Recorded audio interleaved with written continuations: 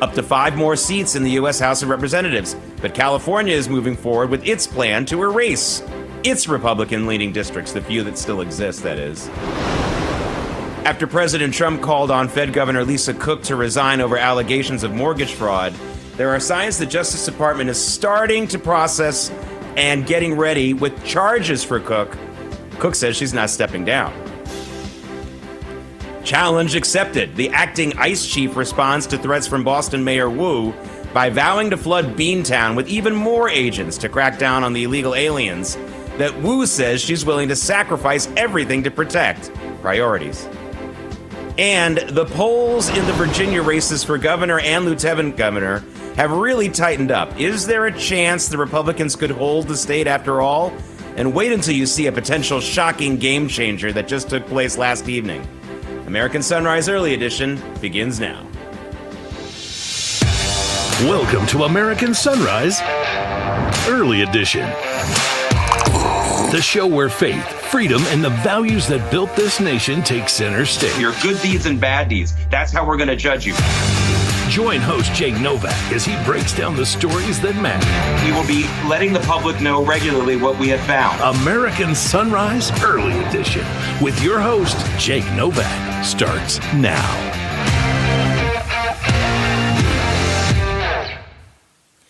Welcome to a No Tie Friday here in American Sunrise Early Edition. I'm Jake Novak. A lot of things going on both in the national news, international news, and in one particular state. We're going to get to that in just a second because the news is exploding in the state of Virginia. I'm going to give myself personal credit for this. I'm just kidding. But really, ever since I first brought on our next guest to this show a few weeks ago, things have changed in a state where I didn't think enough people were paying attention to the elections. That's the state of Virginia. And our guest is John Reed. He's the Republican nominee for lieutenant governor. John, I love having you on, but I was trying to put some space in between your appearances, but I just can't because so many things have been coming out of Virginia that have really absolutely exploded this race. So let's talk about this on a national level for those of you who are watching from all the other states in the union. Because I noticed that you pointed this out as well, and I think this is the beginning maybe of a test for what you're looking at the screen at right now. This new data showing that the registrations, new voter registrations in America are tilting heavily towards the Republicans. And Democrats, understandably, are a little bit worried about it. Hey, John, I think testing ground number one is this race in Virginia. I mean, if we're really getting that tilt in the registrations towards the GOP, we should see a much more competitive race than we thought we were going to get, according to the pundits, even as recently as late June, early July. Yeah, the Democrats are really doubling and tripling down on losing issues that the American public and the people in Virginia certainly are not on board with. I mean, we're seeing headlines all over the state, especially in Northern Virginia, where leadership that have D's behind their name are standing up for trans rights and not parents' rights. They're stomping on the rights of students who just want to go to school and get a good education in order to make some sort of social justice warrior statement. And people are really tired of it. And I think that's one reason that the Democrats are going to be rejected in November. And Republicans, fortunately, are no longer scared to stand up and call this stuff out. I certainly have never been scared about it, but we've got an army of people who've said enough of this now. Now let's take a look at the newest poll, or at least the one that's getting the most attention, out of the state of Virginia. Now, back in July, it showed that Winston Earl Sears was 12 points behind Abigail Spanberger. You were also several points behind. Now we have a new poll that shows that Sears is only the Republican candidate. She's only 7 points behind Spanberger. That's a big jump, I think, in just a few weeks. And it shows that you're virtually tied. I mean, I think there's some other polls that show you ahead, but you're virtually tied, only 3 points behind Hashmi Ghazala for the lieutenant governor's race. So in addition to that, what we're talking about, and I'm about to show something a little bit really shocking, I think, in just a moment. Because that show, again, there's some things that have happened that are really, I think, going to move the polls even further. But before we get back to, and you started to talk about it, the issue in the schools, anything else going on? I mean, is it just what I was asking for a few weeks ago, asking people to pay more attention to this race? Is it just because people finally are paying attention that we're seeing the polls move? I think so. You know, you get into August, you get closer to Labor Day. A lot of people didn't even know we had a statewide election in Virginia, which is shocking to someone like me who's been campaigning for months on end, but that's just the way it is. And now people are beginning to pay attention, even outside of the state. The Democrats, though, they want these statewide offices. I mean, they want revenge against Donald Trump. They are furious that Glenn Youngkin and Winsome and Jason won 4 years ago. So they are pouring the money in from out of state. But in some cases, it's backfiring because they're highlighting things that people aren't on board with. And that, when it comes down to it, people are going to cast votes based on the folks who they think are reasonable, responsible, and fair. And that's the Republican candidates, myself included. Yeah, now listen. I'm trying to slowly build up the anticipation from when I'm about to show a picture that the viewers really need to see. But before we do that, I need to reset the entire issue again. We touched on it just briefly a moment ago. This issue of the schools in Virginia. A couple of issues going on right now.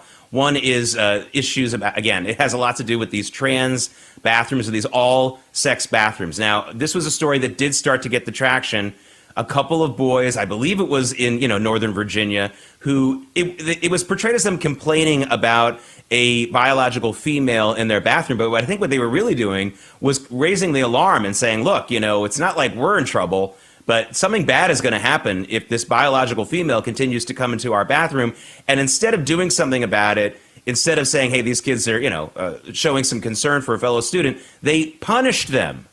And now that was what's got it started at the beginning of the week, looking at this issue again. And I find it really funny because it was issues like this that got Glenn Youngkin, the current Republican governor of Virginia, in almost every pundit's opinion, that got him elected back in 2021. And yet these school districts and not Winsome Sears, but Abigail Spanberger and the Democrats are going all in on it again. What is going on? Don't they learn their lesson? No, apparently they don't, and it is shocking. They're so angry that Glenn Youngkin won, that Winsome won and Jason won, that they refused to listen to the people, to the voters, and recalibrate bad public policy. They're intent on pushing this trans ideology. And, I don't make a big deal out of this, but I'm the first openly gay candidate in the history of the state of Virginia to run statewide, to have a major party nomination. And I am telling people, this is crazy. Stop building public policy on something that's not factually true.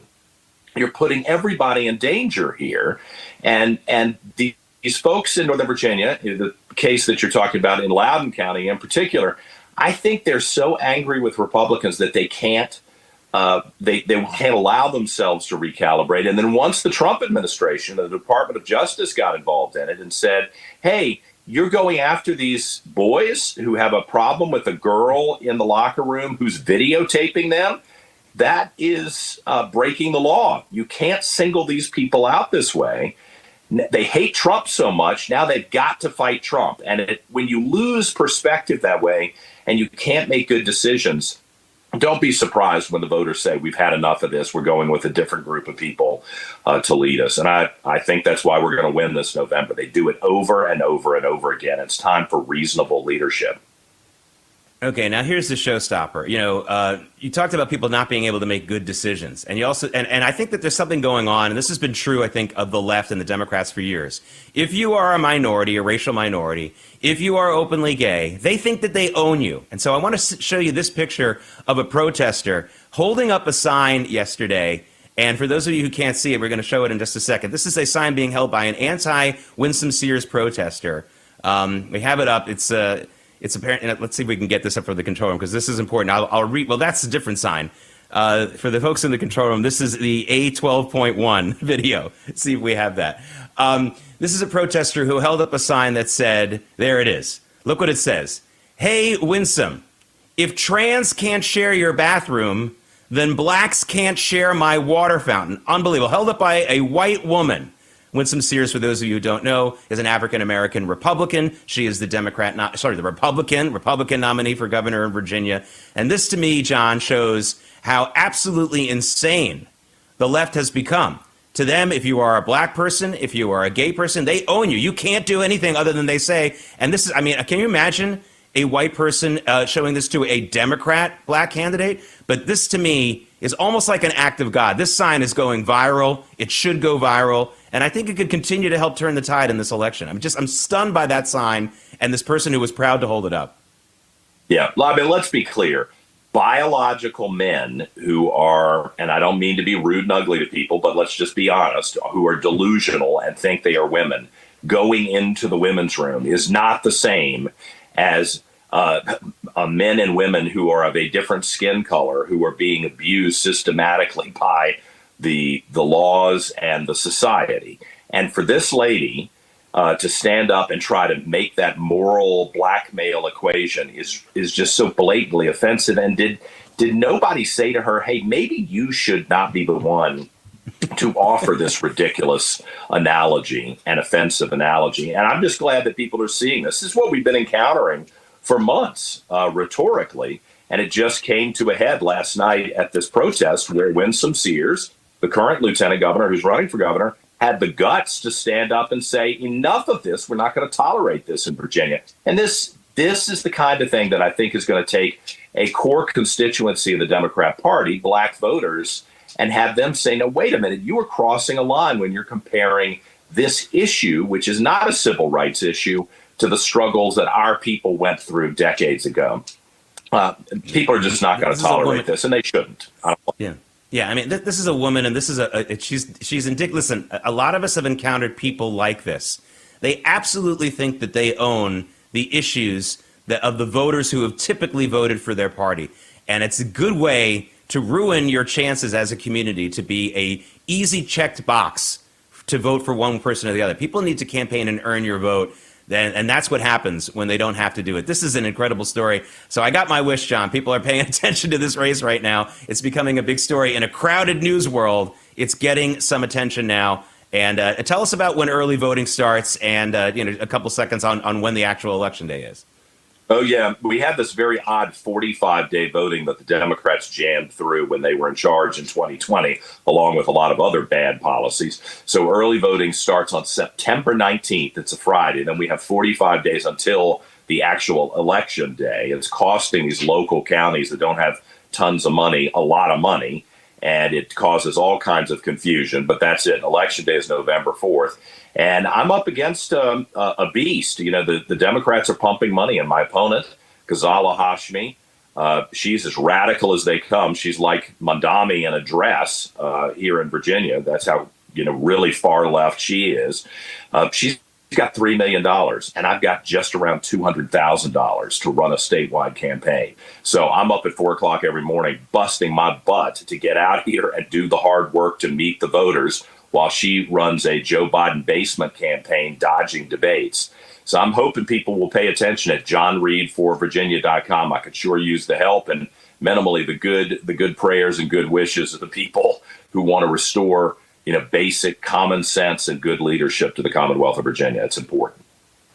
Well, thanks again for joining us. And again, no matter how anyone's voting, watching this, or donating or not donating, just pay attention to this race. This is an important story in America. Always frustrated me in the last few months that people weren't paying attention. I got my wish. Please continue to pay attention. Thank you so much, John. I know you got a busy weekend of campaigning. Thank you so much. Thanks, Jake. All right, coming up, President Trump sends destroyers to the waters off of Venezuela to raise the threat against that country's drug and murder cartels. And there's going to be something special, a new recognition for our sailors and soldiers who are patrolling our land and coastal borders. And we might have a lot of confused people in this country when it comes to their knowledge of Hamas. But the people of the Middle East are not fooled at all. I'll explain the story behind this video. Happened in New York this week. When American Sunrise Early Edition comes right back.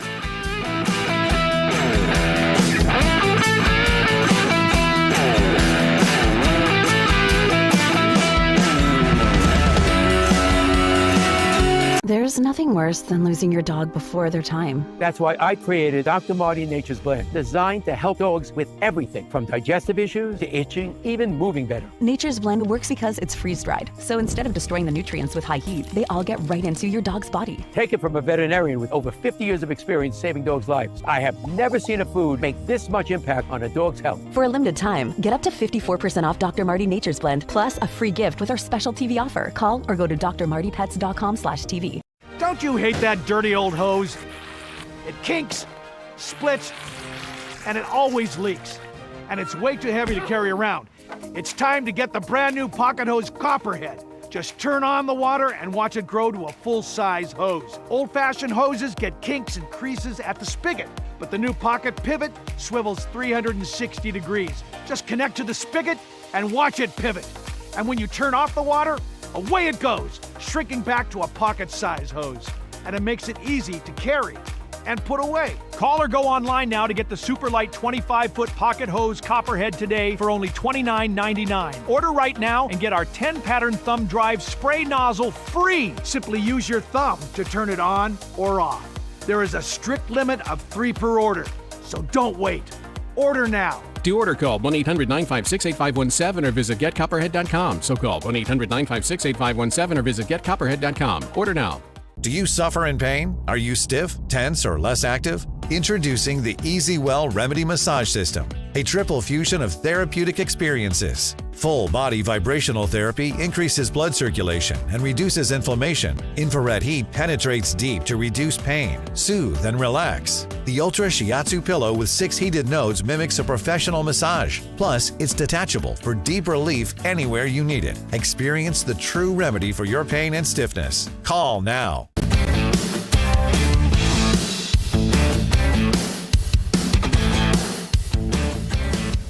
I feel like singing that song. I can see clearly now. The rain is gone. This is the New Jersey, Atlantic Heights, New Jersey. The water's off New Jersey. The effects of Hurricane Aaron all gone. Again, very, very lucky that Aaron did not cause some serious damage along the eastern seaboard. Caused some heavy surf, caused some rain, but now it's gone. It looks like it's going to be a nice weekend here on the East Coast. Welcome back to American Sunrise Early Edition. I'm Jake Novak. This is a No Tie Friday. Special welcome to those of you in the Getters and the Rumble chats. Also, those of you who comment on X, thank you so much for that. Looking at your comments. Hey, the United States is deploying 3 Aegis guided missile destroyers to the waters off of Venezuela. It's part of President Donald Trump's efforts to combat threats from Latin American drug and murder cartels. Joining us now is Real America's Voice contributor Emily Finn. And Emily, the first thing I think of when I see this is all the times I've heard my fellow Americans make the good point when we talk about foreign wars, the Gulf War, or wars even like as far back as Vietnam or Korea, telling me, just as much as I'm thinking, oh my goodness, why do we have to send our boys all the way over to these places when we have threats right here on our border, threats right here off of our waters? I mean, to me, this is what a lot of Americans have wanted for a long time, and I think that the people in the swamp, the people in the D.C. establishment are so much in a bubble that they've probably never even heard that. But boy, if you live in America, you've heard this for 60, 70 years. Absolutely, Jake. But let's think about this for a second. This is President Trump doing damage control over the complete invasion and the complete turning a blind eye to what was happening at our southern border and what was happening with the cartels and all of the drugs that were pouring into this country over the past 4 years. So President Trump has a lot on his plate. He has a lot to do to be able to address this. And like you said, you know, this is just part of a much bigger plan of keeping Americans safe and keeping drugs out, keeping crime out. It's a very, very challenging task, Jake. Yeah, now there's an added wrinkle to this that I really, really like. I just learned, I know that there are some career military people who don't like new decorations and new ribbons, but a lot of them are so humble, they don't understand how important it is for people like us, civilians, to recognize their service. So a new military decoration has been created, Emily, for the troops who are patrolling the U.S.-Mexico border. It's called the Mexican Border Defense Medal. And again, I've had a lot of people who are career military who've told me, like, we don't really need this. And I know that you don't need it, guys and gals, but I think the American public needs it. We need more recognition, and it would be really nice to see a video of some young kid going up to a soldier coming back from this asking, hey, what's that new medal? And then have that person explain it to them. And then that civilian young person understanding that under President Trump and under this military, they have a military that actually wants to protect them and not necessarily the citizens of another country. Absolutely. And this is such a shift, too, from the Biden administration when all of these border agents felt like they were being ignored. Jake, I had the opportunity to interview a lot of them up in the north, in the Swanton sector, and all of their agents are being sent down to the south, not getting any credit, not getting any recognition for taking on double duty and going to different areas that they weren't normally stationed. I mean, their resources were stretched so thin at the time. So it's great to see President Trump really giving them the support that they need and now the recognition that they deserve. All right, I got to give it now. Moving on to another topic because I have a great video that I need people to see, not only because it's an interesting video to look at, but also because it tells an important story. This video you're about to see, this is outside the Egyptian consulate in Manhattan. You know, they have basically like embassies. They're called consulates in Manhattan for the UN and sometimes even for other embassy work. There were Hamas protesters, pro-Hamas protesters outside the Egyptian consulate because, as some of you may know, Egypt isn't letting anyone in from Gaza, and Egypt has started to pull some of its support for Gaza. Anyway, they were outside the Egyptian consulate protesting, and what did the Egyptian guards, the security guards, do? They dragged them inside and started to beat the heck out of them. Listen, here's what I want to say about this in addition to the stunning part of the video. People in the Middle East aren't fooled by Hamas. Maybe some of our, not so educated college students and some of our folks who only understand the world via Facebook don't understand what Hamas is all about. Egypt understands it. And by the way, they're complicit in a lot of Hamas. But of course, they also know what Hamas really is. And they didn't want those protesters in there. They dragged them in and beat them up. And once they drag them in, Emily, that's Egyptian territory. Nothing we can do about it. So if you're protesting for Hamas, buyer beware. Yeah, Jake, I think this is, as the kids say, a situation where you mess around and find out. Shot chaser. This is how I don't know what they expected to happen with protesting outside of this location in particular. Yeah, folks, that won't happen at some of the other consulates, but the Egyptians don't mess around with Hamas. Emily Finn, thanks so much for joining us. We'll be talking again together in the 9 a.m. hour before the opening bell of the stock exchange. Thank you so much for joining us this week and every day, by the way, at this time. Always look forward to it, Jake. Thanks for having me. Hey, if you're stressed about back taxes, maybe you missed the April deadline, you know who you are, or your books are a mess, don't wait. The IRS is cracking down. Penalties add up fast, by the way, 5% per month, up to 25% just for not filing. But there's help. Tax Network USA can take the burden off your shoulders and stop the spiral before it gets worse. They've helped thousands of Americans, whether you're an employee, a small business owner, or haven't filed in years. Messy books, no problem. They've seen it all and know exactly how to clean it up. With direct access to powerful IRS programs and expert negotiators on your side, Tax Network USA knows how to win. You'll get a free consultation, and if you qualify, they may even be able to reduce or eliminate what you owe. More importantly, they'll help protect you from wage garnishments or bank levies. So don't wait for the next IRS letter. Call 800-905-8000 or visit tnusa.com/RAV to talk to a real expert at Tax Network USA. Take the pressure off. Let Tax Network USA handle your tax issues. Coming up, so you know that this logo change thing at Cracker Barrel is really making its customers mad, but how much is it costing the chain in its stock market valuation? I'll have some big numbers for you when American Sunrise Early Edition comes right back.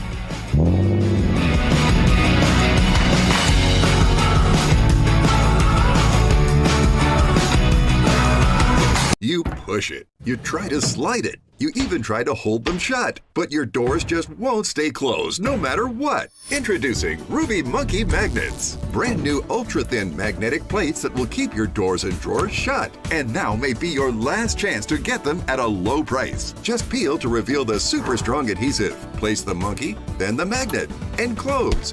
Installation is that simple, and now you have a door that will stay shut. So forget drawers that won't stay closed. Every drawer stays closed. It's so fast and so easy. Even large sliding doors or cordless window blinds. Everything stays closed with Monkey Magnets. The secret is the ultra-strong industrial magnet that's powerful attraction keeps your doors and drawers securely shut. These magnets are so strong they can hold this hammer that's nearly 5 pounds. Plus they're super thin. They'll fit just about anywhere, and they stay out of sight. Even screw them in for a more permanent solution. Monkey Magnets are perfect for cabinets, dresser drawers, sliding closet doors, accordion doors, and more. They're made of ultra-durable metal, so even your outdoor problems are solved in an instant because they're corrosion and rust resistant. Use them anywhere outside the house, even on that stubborn mailbox that won't stay shut. Monkey Magnets can stick anywhere, from drywall to all types of wood frames, metal surfaces, and more. Call or go online now to get 8 sets of Monkey Magnets for only $9.99. Monkey Magnets are guaranteed to last 10 years or your money back. But wait,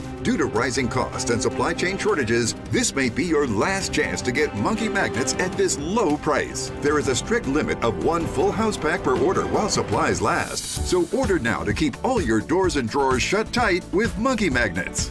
Call 1-800-519-4810. That's 1-800-519-4810. Call or visit getmonkeymagnets.com. So call 1-800-519-4810. Order now.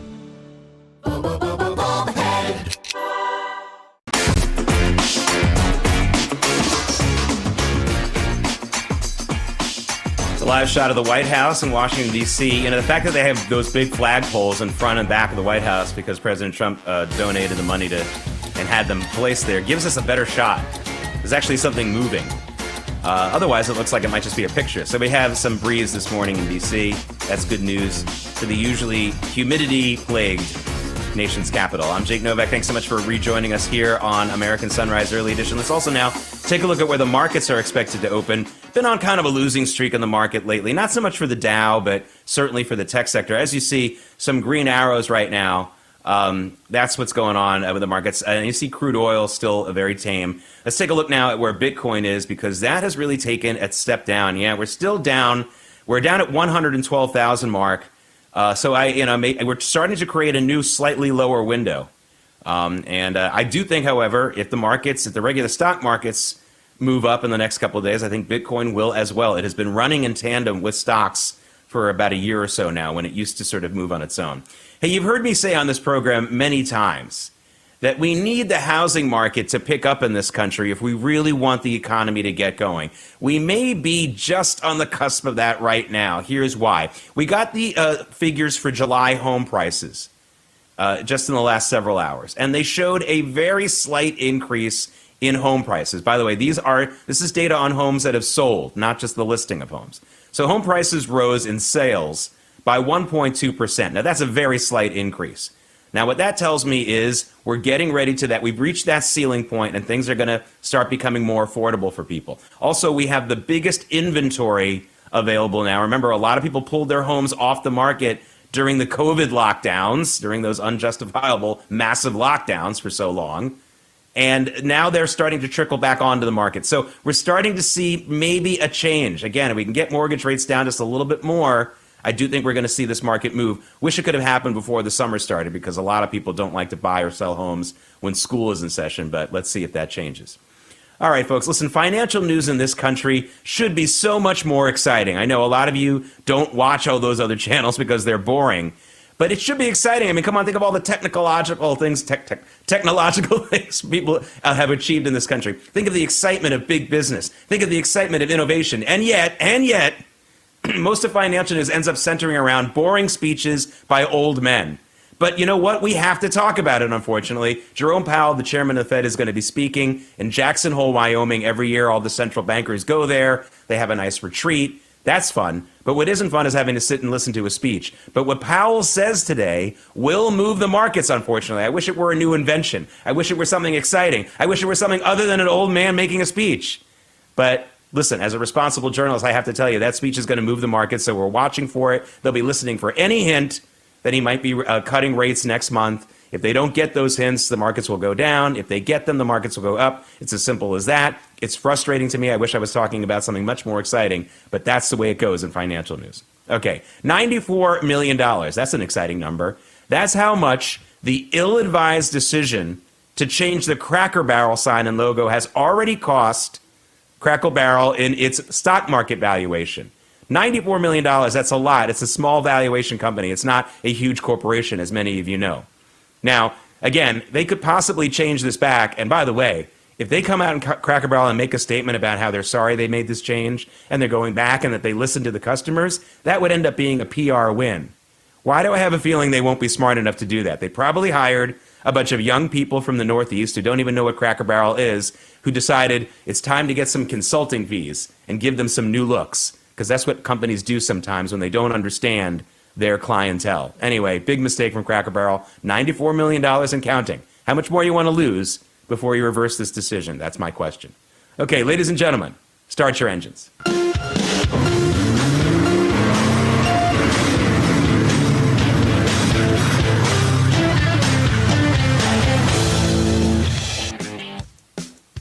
This is Moving America, sponsored by Artillery Tea Company. ArtilleryTeaCo.com. Use promo code RAV for 10% off your first order. Artillery Tea is all natural, whole leaf. The tea bags are chemical free, and each tea bag can be used twice. Artillery Tea Company is family and veteran-owned and operated, and a portion of your purchase goes to help veteran and first responder charities. ArtilleryTeaCo.com, promo code RAV, for 10% off your first order. Well, we all know working as a Border Patrol agent isn't easy these days. Those leftists are coming after them. But one way to get pumped about going to work is when you know you've got a sweet ride waiting for you when you get there. Well, here you go. That's part of the reason why the Trump administration just bought 2 new Ford Mustang GT Fastbacks for the Border Patrol.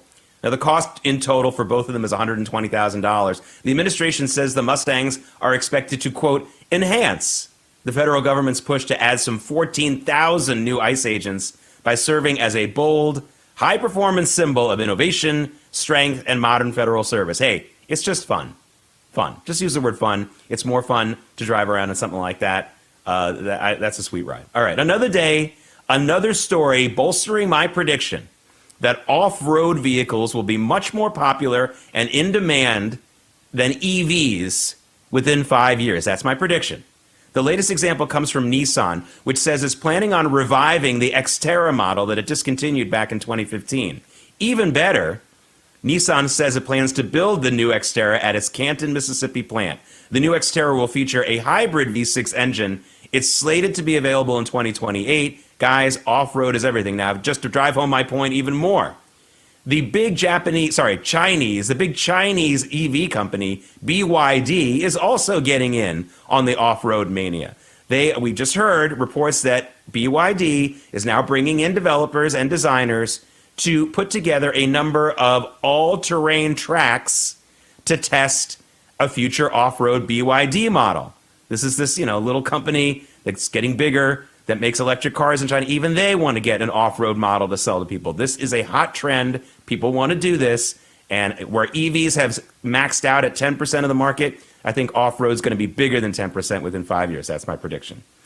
Okay, I don't know if this is good news or bad news or just kind of a weird news story, but an Alaskan man who owns a Russian-made Ural motorcycle, that's the name of the brand, Ural, and he has a sidecar too, he's been publicly complaining for a few years that because of American sanctions on Russian goods, he hasn't been able to get replacement parts to maintain his ride. Well, he posted some videos about it, as you can see, and someone in Russia saw it. So when Vladimir Putin and his entourage came to Alaska last week, a week ago today, they also brought along a brand new Ural and sidecar for this Alaskan gentleman. I don't think any tariffs were placed on that transaction, on that delivery. They gave it to him for free. I guess that's a nice gesture. Listen, folks, maybe Santa Putin will give you something. But an interesting story out of Alaska. Okay, coming up. Israel's Prime Minister Benjamin Netanyahu is working on 2 real possibilities. First, an invasion of and a takeover completely of Gaza City, but also he's getting ready for more peace negotiations, playing both sides, making sure that he's ready for either. We'll talk about that in a minute. And it's a done deal, or almost a done deal, I should say. The Texas State House could vote as soon as today to finalize that redistricting in Texas that's caused such a reaction all over the country. American Sunrise Early Edition. We'll be right back.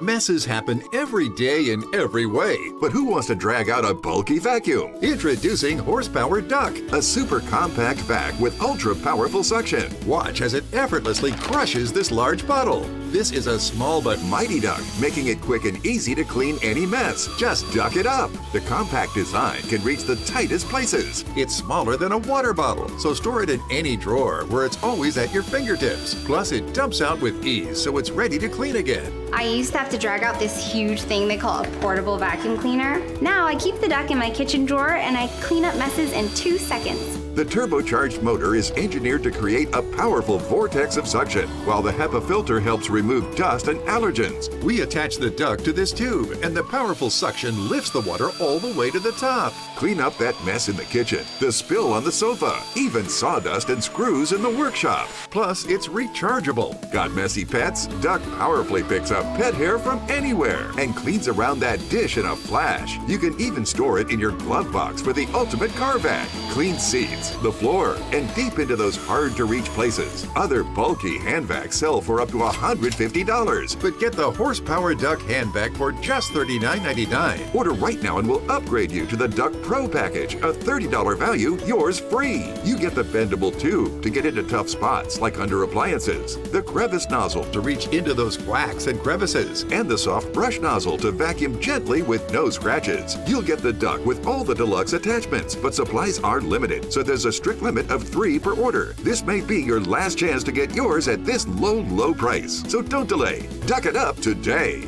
To order, call 1-800-692-0144 or visit duckback.com. So call 1-800-692-0144 or visit duckback.com. Order now.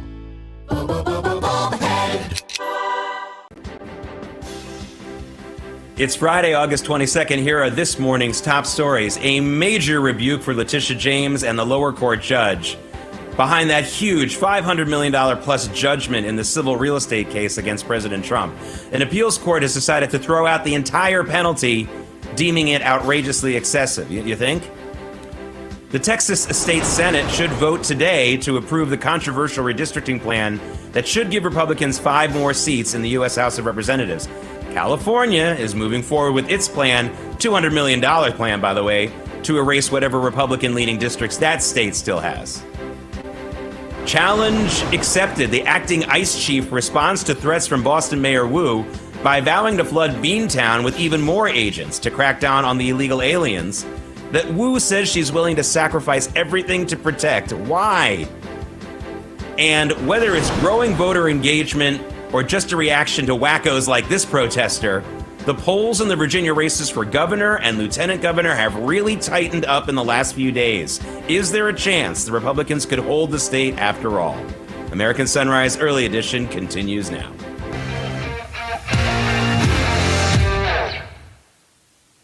Hi, I'm Jake Novak. Welcome back to American Sunrise Early Edition, the No Tie Friday edition. And again, thank you for everyone on the Getter and the Rumble chats on X, commenting on this program in real time. The age of passive news viewing is long over. I like to hear what you have to say. Even when you bash me, it's okay. I can take it, and I like the compliments as well. So please give me those too. Okay, well, joining us right now is Republican strategist and investor A.B. Sachs. And A.B., it's been one of the stories that's been a little under the radar here in the U.S. this week, but it's the situation in Gaza. And it looks like Prime Minister Netanyahu is really looking to cover all his bases. While the potential invasion of and takeover of Gaza City to really get rid of Hamas and take over their control of that area is moving forward, at the same time, he's getting ready to scramble the negotiators at any minute to go and sit down and try to negotiate an end to the war and a hostage release. A lot going on. How do you see it right now as far as that shakes out, and maybe where the U.S. is going to play a role in all this? Yeah, good morning, Jake. Happy Friday to all of you and your viewers. I'm not sure it's a happy Friday for Prime Minister Netanyahu, and I'm especially not sure, actually I am sure that it's not a happy Friday for the terrorist group in Hamas. Yes, you're right. It seems to be on a bit of a knife's edge right now. The Prime Minister in the recent week or so finally got approved a plan to conquer the remaining parts of Gaza, 25%, give or take, that they had not conquered up till now, due to political pressure, due to fear of harming hostages, due to international concerns about humanitarian situations, etc. That plan was approved. I guess not coincidentally, all of a sudden, Hamas, after rejecting the Steve Witkoff ceasefire plan, came back through the mediators through Egypt and Qatar and said, yes, we accept it. So we're going to have to see what happens. It looks like it's going ahead for now, but the Prime Minister also said he's deploying his negotiating team immediately to pursue the option of negotiating an interim hostage, or at least a hostage deal of some sort. So we'll have to see what happens. Yeah, it does seem like that in the last week, Hamas got a little bit more serious about talking peace because there was this invasion force getting ready to come in. I mean, simple. They understand brute force. Now to our top domestic story here in the United States, that appeals court decision yesterday to overturn and completely negate the civil penalty of more than $500 million in the judgment against President Trump. Look, a lot of people celebrating this. I certainly am, because it was such an excessive penalty. And they've thrown out every dollar of it, by the way, not just telling him to go back and lower it. But here's my problem, AB. Only one of the 5 judges on the appeals court had the guts, had the decency to say that the entire case was bogus, that it should never have been heard in the first place. To me, that is a bigger deal, because the fact that they weren't rebuked on that by all those justices, all those judges, means that they're going to do it again. They'll just say, okay, we'll ask for less money next time. It's really frightening how the judicial system has been ruined by these partisans. They've absolutely destroyed it just to hit at President Trump. And now, I mean, think of all the money that they wasted of the taxpayers' money on this case, and now they're not even going to get a penalty. To me, it's disturbing that they didn't throw the whole case out. Yeah, I can't agree, but maybe considering the venue in New York State, that might have been too much to ask for. But it was, I think, a very important piece of news for President Trump, for his supporters. I think for the country that the judgment itself, I should say that the amount of the judgment and the quantity of it was thrown out. This was Letitia James, the Attorney General of New York, her pride and joy. She was going around tweeting on a regular basis the updated number with interest that she thought she had President Trump on the hook for. Now the tables have turned. Not only has this judgment now been thrown out and is going back for reevaluation, but it looks like she herself, in a separate case, is under investigation for her own real shenanigans. So, let's hope. Perhaps you're right. The case should never have been brought in the first place. It is disturbing that it was, and to some extent that it wasn't thrown out. But good news, nonetheless, for President Trump. Bad news for Letitia James, who seemed to make her entire career on trying to screw the president of the United States. Yeah, that's for sure. All right, let's have you use your hat as a strategist right now, because I'm really interested in this return, emphasis on the word return, to online nastiness by Gavin Newsom, the governor of California. Now, he's getting a lot of press saying, oh boy, he's really getting nasty on his social media now. Now? He's always been nasty. Doesn't anyone remember the nasty exchanges he had with Governor DeSantis a few years ago? Then he quieted down a little bit. It is clear to me that Gavin Newsom believes that being nasty and being tough is a great way to advance his chances to become the Democrat nominee for president in 2028. I understand that the Democrat base, the really hardcore base, the ones who are always on social media and getting really nasty and getting into arguments, they like this. But I'm not so sure that the primary voters and the national election voters, the general election voters, by the way, I'm not even so sure the Democrats are going to have a real primary. They haven't had one since 2008. But anyway, I'm not so sure they're going to love this. What's your take on this? Is this a good move for Gavin Newsom to be Mr. Nasty online? In the primary, or we're in the primary, but in the primary audience, for the primary, the Democratic primary audience, he knows who he's appealing to, right? They're feeling, the base of the Democratic Party is feeling impotent right now. They're feeling helpless. They're feeling full of rage or sorrow. So I guess to some extent, for the time being, it can help them. But he's kind of doing, or his social media team, I should say, is kind of doing their best version of what they think a Donald Trump impression is, trying to get under Trump's skin. Trump, uncharacteristically, has more or less ignored Gavin Newsom, which you could tell is not getting underneath the skin. And then all of a sudden yesterday, I think the communications advisor for Governor Newsom, his name is Izzy Gordon, kind of broke character, meaning he replied under his own name to a tweet where he used the phrase kumbaya. Somebody had said, hey, I don't like this redistricting that's going on, not in California, not in Texas. And Izzy Gordon, his communications advisor, came out and said, well, what are we going to do? All sing kumbaya. Well, it turns out in the crazy world of Democratic far left politics, that's an insensitive thing to say, because that's originally an African-American phrase or a spiritual or that they used to summon God. And so he had to delete that tweet and apologize. So it has its benefits that it can get the Democratic Party excited because of the aggression. It definitely has its drawbacks. And most importantly, though, for the long term of this strategy, it's not authentic. When Trump does his thing, it's Trump, for better or for worse, whether you like it or not. This is not Gavin Newsom, but he's trying to do what he needs to do, and there's no question he's got his eyes firmly planted on 2028. Yeah, that's a very good point. Trying to pretend you're the Democrat version of President Trump doesn't work. It doesn't work for Republicans trying to be just like him. There's a certain personality that only belongs to him. Again, love it or hate it, you can't try to copy it. And the Democrats actually think that that's what they can do. It's sad to watch. Well, speaking of nastiness, I have to show this sign again because I think this is a game changer in the Virginia election. This incredible sign held up by a white woman protester who's angry that Winsome Sears, the black woman who's the Republican nominee for governor in Virginia, is against allowing trans people and biological males into girls' bathrooms and vice versa.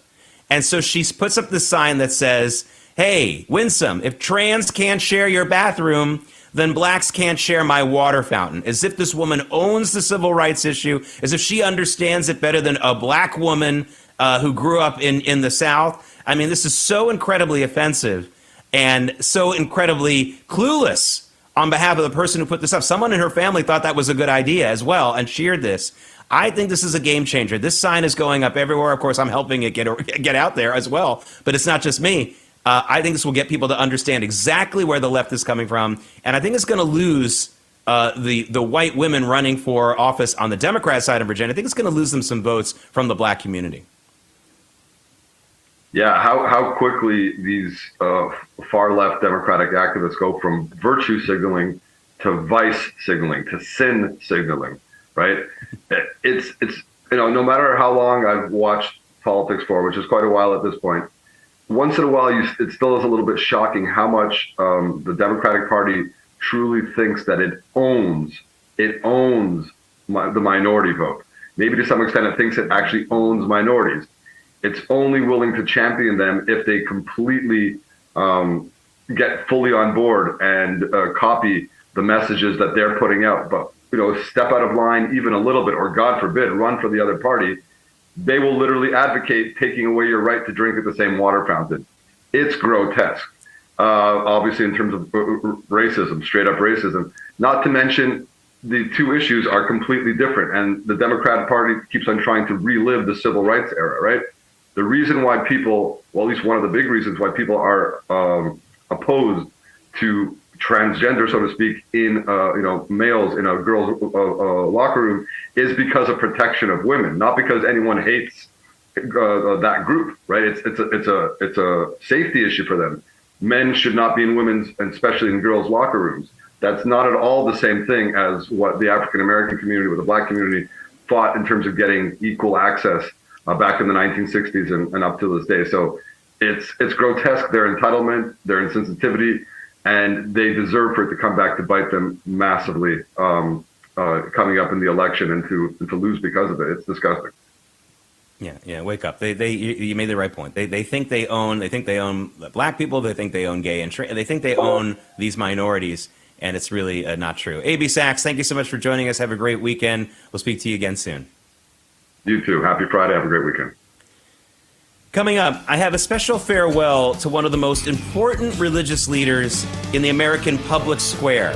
T. Bates and I will talk about it. American Sunrise Early Edition. We'll be right back.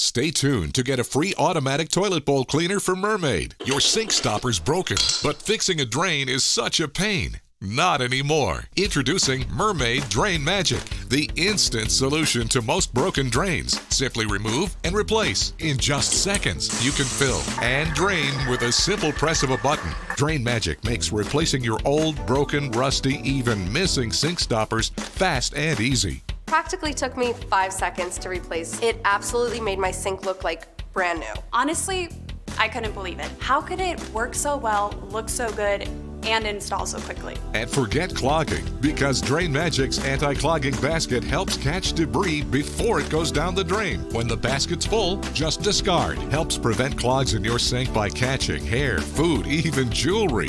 Drain Magic uses a silicone gasket that creates a watertight seal without messy plumber's putty. Look, this sink was filled hours ago and the water still remains. Press the spring-loaded stopper and the water's gone. Made of brass and finished in high-quality chrome, Drain Magic is rust-resistant and built to last. It's made out of metal, not plastic, and it actually has some weight to it. Yeah, this is the real deal. Just looks like a new sink now. Order your 2-in-1 drain solution, Mermaid Drain Magic, today for only $19.99. And with every order, you're going to get a Mermaid automatic toilet bowl cleaner absolutely free. Just drop it in the tank for up to 3 months of hands-free cleaning. Mermaid's ultra-concentrated formula cleans and deodorizes with every flush. But wait, due to rising costs, this may be your last chance to get Mermaid Drain Magic at this incredibly low price with free Mermaid toilet bowl cleaner. There's a strict limit of 3. Call or click now to order. Call 1-800-519-3206 or visit getdrainmagic.com. So call 1-800-519-3206 or visit getdrainmagic.com. Order now.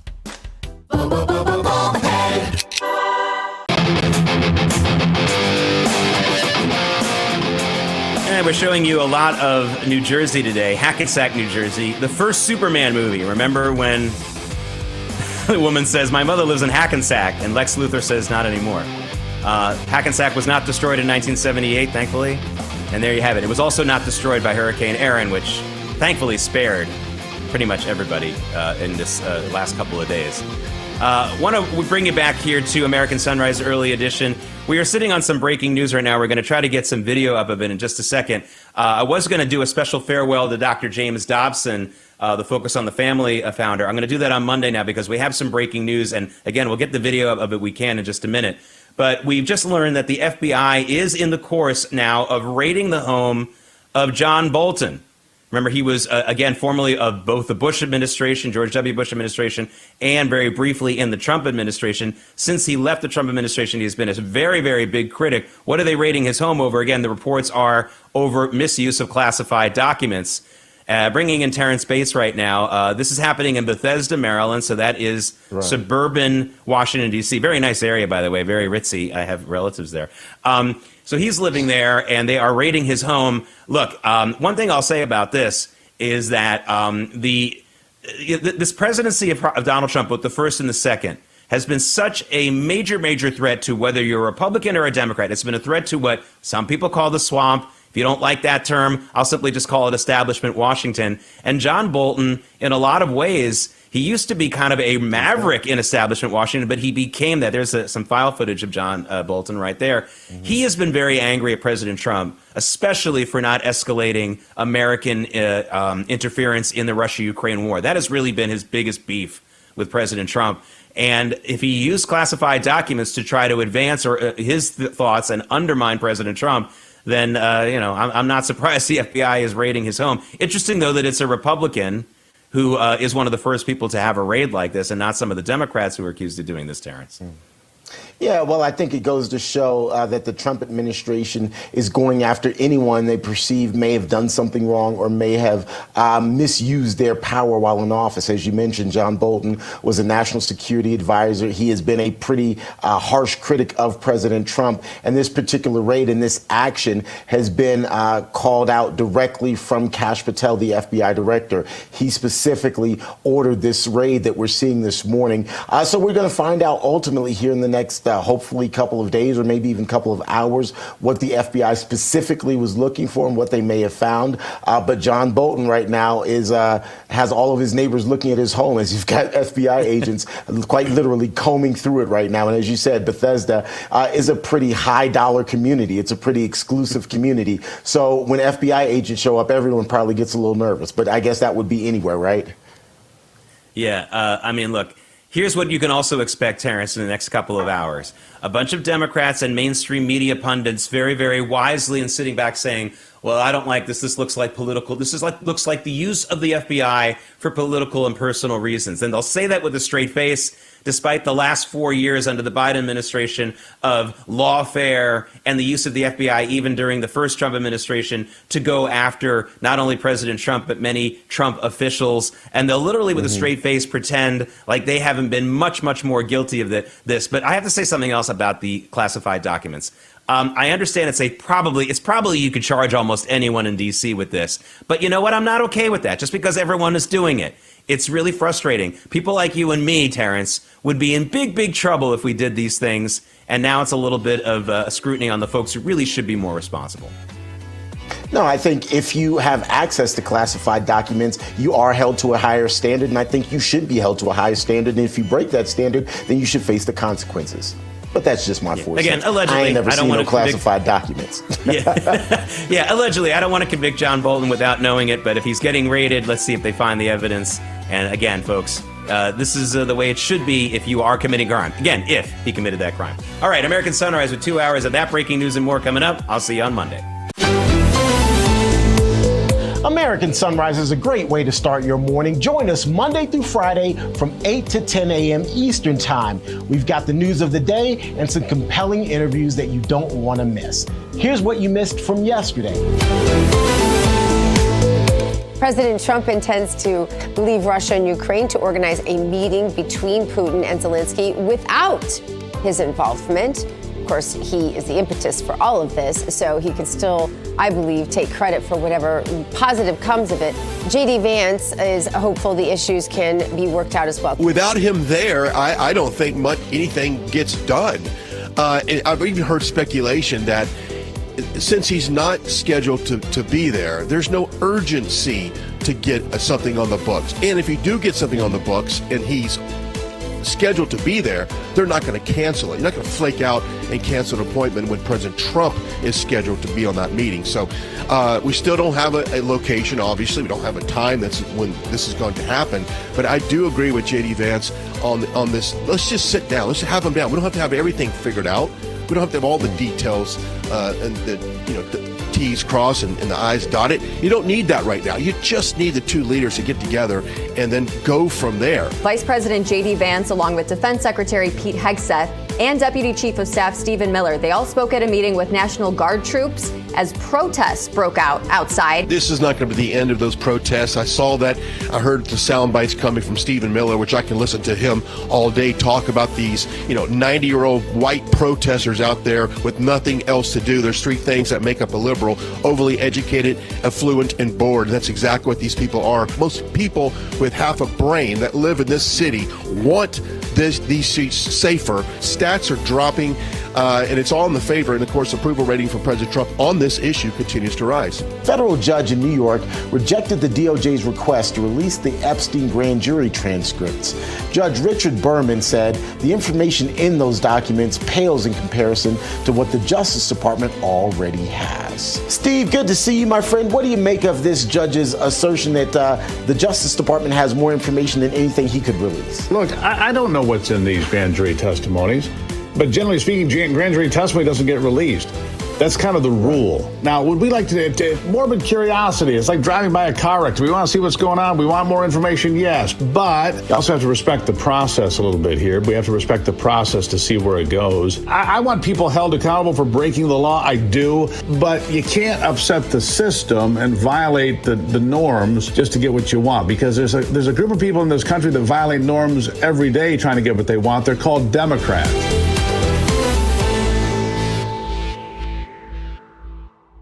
Your wallet is always in danger. Criminals can scan and hack your information without you even knowing. Worse yet, it's bulky and so disorganized. But not anymore, because Slim is in. Introducing Slim Mint, an ultra-thin RFID blocking wallet that keeps your cards and cash truly protected. And now may be your last chance to get it for a low price. Slim Mint uses the latest RFID blocking technology to prevent thieves from scanning your wallet and stealing your info. Having your information stolen is a nightmare.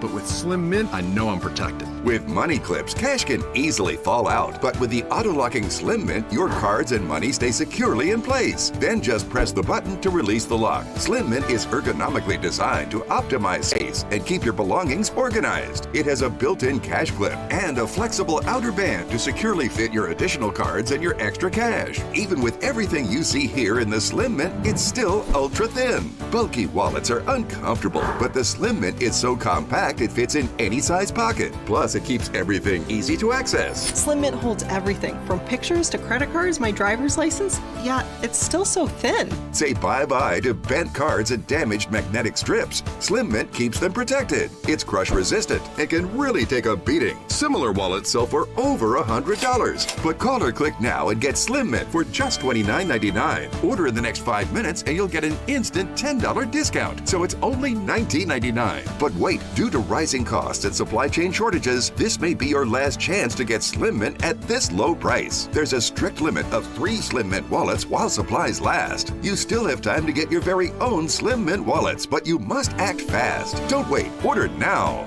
Call 1-800-608-6630. That's 1-800-608-6630. Call or visit slimmintwallet.com. So call 1-800-608-6630 now.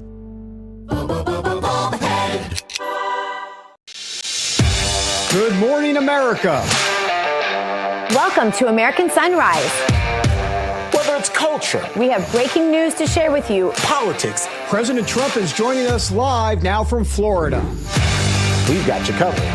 This is what it looks like to be a patriot. We have to protect the American family. The American dream is still alive. I'm David Brody. I'm Terrence. And I'm Dr. Gina. Breaking news from Real America's Voice. We begin this Friday morning with breaking news. Just the News and the New York Post both reporting that the FBI has raided President Trump's former national security advisor, John Bolton's home. The raid was reportedly ordered by FBI Director Kash Patel, and the New York Post reporting that it is related to classified documents. We, of course, will have much more on this story, and we will update you as soon as we get new information throughout the morning. But for now, let's bring in Dr. Gina and Emily Finn, both in our West Palm studios. Huge news to start this morning, Dr. G. Are you at all surprised? More importantly, what message does this raid send to anyone who may have done something wrong? And I have to say may because, of course, at this point, John Bolton hasn't been specifically accused of anything or charged with anything. Yes, and I'm imagining that they're looking for documents we don't know, but it doesn't necessarily mean that anything will come of this. However, it does mean that the Trump administration is on their game. They are amping up for what we've been hoping for, which is some justice. Right? Because as I said yesterday, at this point in the Biden administration, we had a lot of people, our J6 political prisoners, taken hostage and held already by this point. So I know that many are happy to see action, right, Emily? I mean, we just want to see action and ultimately justice. Yeah, happy to see action, justice, accountability. And Terrence, I was listening to your conversation with Jake earlier, and I thought he made a great point as well that, you know, even if everybody is doing this, you know, we still want this to be held accountable. We still want justice in the end. So we will be waiting to see the details that come of what the FBI was able to find at Bolton's house. Right.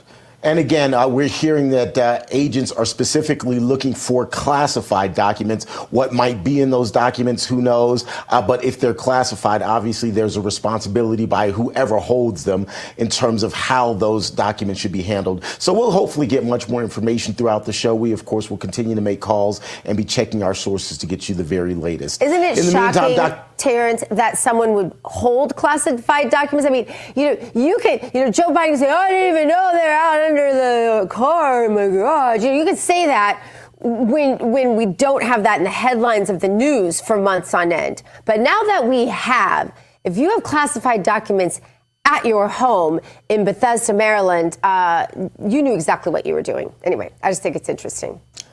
Yeah, to your point, Dr. Gina, and I'm assuming and surmising, but as Jake and I were talking, I suspect it's fairly commonplace That's my suspicion. I have no proof thereof.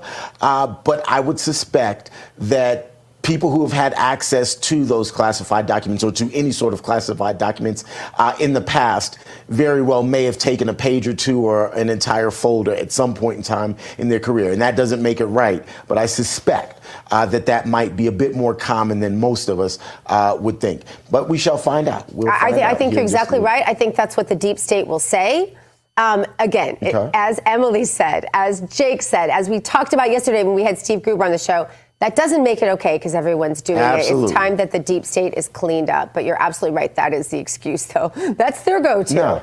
If they can't use racism, they use everybody's doing it. And that's why we can't ever say regarding Epstein or anyone else, everybody's doing it. Doesn't make it all right. All right. Today's Bible verse. How about we do it, guys? I just thought of when you said everybody's doing it. Remember back in the 80s? Oh, yeah. All your friends are doing it. All your friends are doing it. All your friends are doing it. Emily's going Anyway, go ahead. I've heard this. If your friends drop off a cliff, are you going to as well? I mean, it's a valid point. You want it when you're raising kids. You'll be shocked, Emily. You want to say it to them like pretty much every day. You're like, oh, my friend Josh's mom lets her do this. Lets him do this. Like, yeah, no. In Washington, D.C., the cliff may be classified documents. There you go. There you go. There you go. And Isaiah 12:2 from the Bible, the good book this Puppy Friday, this Freedom Friday, this John Bolton rated Friday is, behold, God is my salvation. I will trust and I will not be afraid. For yes, the Lord is my strength and my song. He also has become my salvation. All right. For more on the breaking news about John Bolton, let's bring in Rap Chief White House correspondent Brian Glenn. Brian, I bet that Capitol lawn there on Pebble Beach is just all a buzzing this morning. What time did you know about this? It is. Good morning. Here just shortly after, I guess around 7:15, 7:20 this morning, not too short before you guys actually were talking about it, and I'm just trying to find the latest on that. But it's not surprising that this is happening, Dr. Gina, and you kind of laid that out in your open, that this is what we expected. And I hate to use the words retribution because that's not the right word for this, but I would say justice. And even John Bolton has been very critical of Kash Patel early on his nomination, said he was not qualified, and if there was to be, quote, any retribution, he would be the center of it. So I think Bolton might have expected that this day would come, and of course it did, a little after 7 o'clock there in Maryland at his home. FBI agents raiding that home for possible classified documents. Brian, do you have any additional details on what these documents might contain? What type of classified documents these are? I don't, Emily. I don't at this point. I know this is something that's kind of unfolding right now. Right. I tried to dig in the last 15 minutes to try to find as much as I can on it, but I don't have any specifics on what type of documents that they are looking for. Hey, Brian, as we're looking at video of John Bolton's home here, let's kind of broaden the scope here. It seems to me, while there may or may not be a crime, the bigger picture here is that it sends a message. What is that message from your perspective? Well, it sends a message, almost like what happened yesterday in New York with that Trump being overturned, that verdict of owing almost $500 million. It's sending a message that, you can't abuse the law. You can't abuse the system. You can't use your department to weaponize for political gain in terms of the court decision. But this is, no one's above the law. And I know that's a phrase that everyone likes to use, and sometimes they don't actually enforce it. They actually abuse the law themselves, Democrats. But this does send a message that, we are going to look into all of the weaponization of this prior administration towards political figures and really towards other means of people in our government. So I think this sends a strong message. Kash Patel, a lot of people early on, John Bolton's one of them, doubted his ability to do his role in the role that he has. I think that's all changed this morning. We think of John Bolton as this sort of statesmanly ambassador, right? Sort of a diplomatic personality type. I remember being shocked when I started to see his corruption just with my own eyes. And Brian, You remember when America's whole opinion turned on John Bolton. We could see what he was doing and who he was aligned with, and it was very clearly the deep state. We don't need any classified documents or anything else to tell us how he sort of already betrayed America, at least in our hearts. So what will this mean in terms of, when you look at those doing the investigating, have they been cleaned up enough that you feel like they're not deep state, that you feel like this investigation, this raid will go as it should go? Or do you feel like there's still some deep state types there? What do you know about the deep state cleaning that has taken place there? That's a great question. I feel like Kash Patel, in the short term that he's been there, has gotten rid of a lot of those deep state actors, if you will, lack of a better term. And I think there's a little bit more oversight on what's going on, a little bit more follow through on things. So I personally think that he's got a hold of this, and I think that we're going to find out. I don't think anything's going to get shoved to the corner and say, don't look over there. I don't think that's going to happen. I have a lot of faith that Kash Patel and Pam Bondi and everyone, it's in the DOJ, Attorney General, everybody from top to bottom is in lockstep of making sure things get done right. We discover all of the evidence that's there, and we make a decision. I don't think we're going to. This is not like the prior administration. I feel confident about it. So, Brian, we have been having this conversation, throughout this breaking news coverage. Just because everybody's doing it doesn't make it right. So it's good that the Trump administration is trying to take some accountability here, trying to have some justice be served. But do you think that this is the first of many, that Bolton and, this raid on his home, is this just one and there may be more coming soon? I certainly hope so, because all of us can sit back and we know with the last 4 years, what we watched, the weaponization of these various departments, and we've all sat and said, okay, we're voting for Trump this past year. We put him in office to do, and like I said, I hate to use the word retribution, but we need to make the wrongs right. We need to go back and hold people accountable for what they've done. And now go back to that New York case that was overturned yesterday. Think about the political impact that case had in this country. Think about the amount of divide that happened amongst Americans, amongst voters. All of a sudden, it pitted America against President Trump. It pitted everyone against President Trump. He was vilified in that case. And to see it overturned and to see it somewhat be, now in a clean light of that whole case, and I think American people will say now, let's look at Letitia James. She ran specifically on to get Trump. That was her campaign message. I want to get Trump. I will get Trump. They all did it. Fannie Willis did it.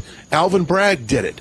There needs to be accountable for those individuals as well, not just all these other side stories, but talk about the weaponization of the courts that created so much division in this country. We almost went to race wars, for crying out loud, because of all of this. And I think those people need to have some accountability as well.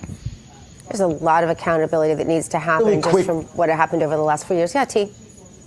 No, Brian, just really quickly, I want to switch gears just really quickly. I understand that President Trump has an announcement. He'll be making an announcement at noon from the White House today. Any idea what that announcement might have to do with? Could it potentially be related to this?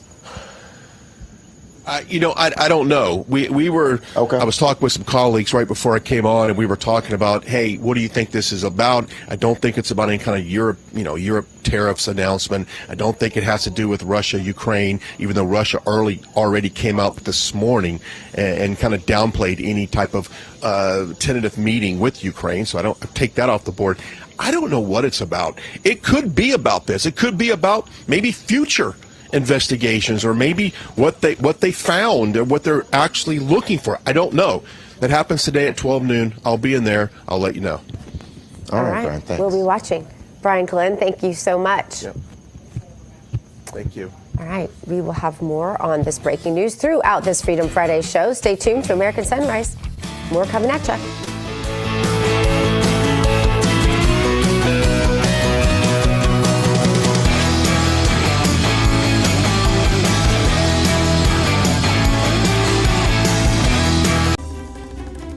To avoid digital threats, just turn on NordVPN. Improve your protection against trackers, malicious websites, and malware-ridden downloads. Get the deal now. Yikes. Leaky refrigerator coil card. Oh no. But your future is bright with an American Home Shield warranty to protect your covered home system. Don't worry, be warranty. How does the world's most trusted dog expert keep his own dog so healthy? Hi, I am Cesar Milan. In my 20 years rehabilitating dogs, I've seen too many struggle with health problems that no amount of training could fix. Then I discovered it wasn't the dog, it was their food. Fortunately, I found veterinarian Dr. Marty's Anti-Kibble Breakthrough. Nature's Blend is packed with whole foods that are freeze-dried, locking in nutrients. I saw remarkable improvements in my dogs within weeks. Try Dr. Marty risk-free for 90 days. Plus, get a free gift when you call or visit drmartypets.com/Caesar. How many times have you tried to clean a stubborn mess but end up with no success? What you need is the all-new waterproof Ruby Horsepower, the new cordless and rechargeable power scrubber that cleans faster and easier, guaranteed. Watch, baked on oven grease is no match. It blasts away dirt and grime in no time. The power comes from our rotating brushes, spinning at 350 RPM. The incredible torque fights calcium, mildew, mold, and more. Take it in the kitchen, where it busts through caked-on crud, or outside and tackle tough tasks with ease. Get your Ruby Horsepower with 4 additional attachments, all for just $39.99. Great news! They're in stock and ready to ship. Due to high demand, only 2 per order. Order now. Call 1-800-944-4512. That's 1-800-944-4512. Or visit horsepowerscrubber.com. So call 1-800-944-4512 now. This news break is brought to you by AMAC, Association of Mature American Citizens. Breaking news from Real America's Voice. To American Sunrise, we have been covering breaking news throughout the show. The FBI has raided John Bolton's home. We will have more updates throughout the hour. But first, Terrence Bates is standing by with the latest headlines from the Real America's Voice newsroom, sponsored by AMAC. The Association of Mature American Citizens is the conservative voice for Americans 50 and older. AMAC is fighting for the values that you hold dear. Join today. Together, we can write the course of America. That breaking news involving the raid on John Bolton's home in Bethesda, Maryland is our top story this morning. We are continuing to monitor the very latest with that. Again, the FBI is there at John Bolton's home. They raided it around 7 o'clock this morning. Bolton, you probably remember, the former national security advisor under a number of different administrations, including the first Trump administration.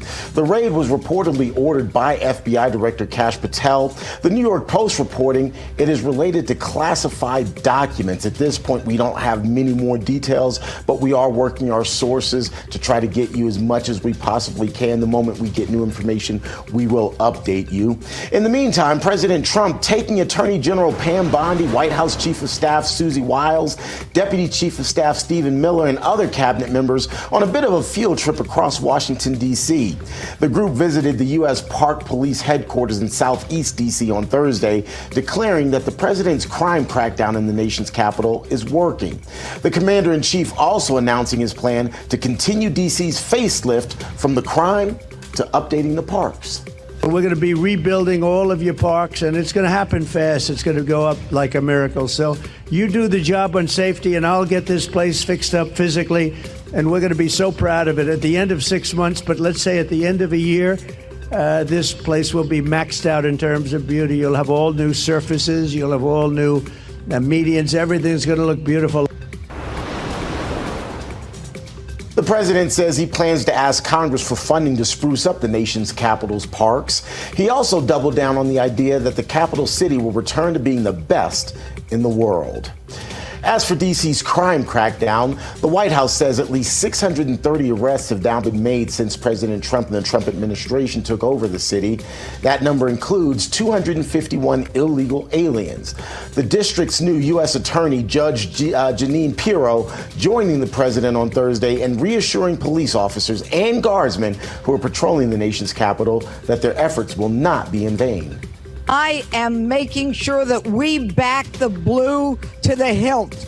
Every arrest you make, we're going to the longest way to make sure that we charge in those cases. So God bless you and thank you for what you do. You're making a difference. And Mr. President, without you, no one would even have tried. So thank you. That's a quick check of some of the day's headlines. We'll, of course, continue to update you again on that breaking news involving the raid at John Bolton's home. But next, President Trump could be raising the prospect of more Ukrainian strikes into Russia. So what would that ultimately mean for the peace process? We'll have the very latest. Right now, though, a quick look at this day in history.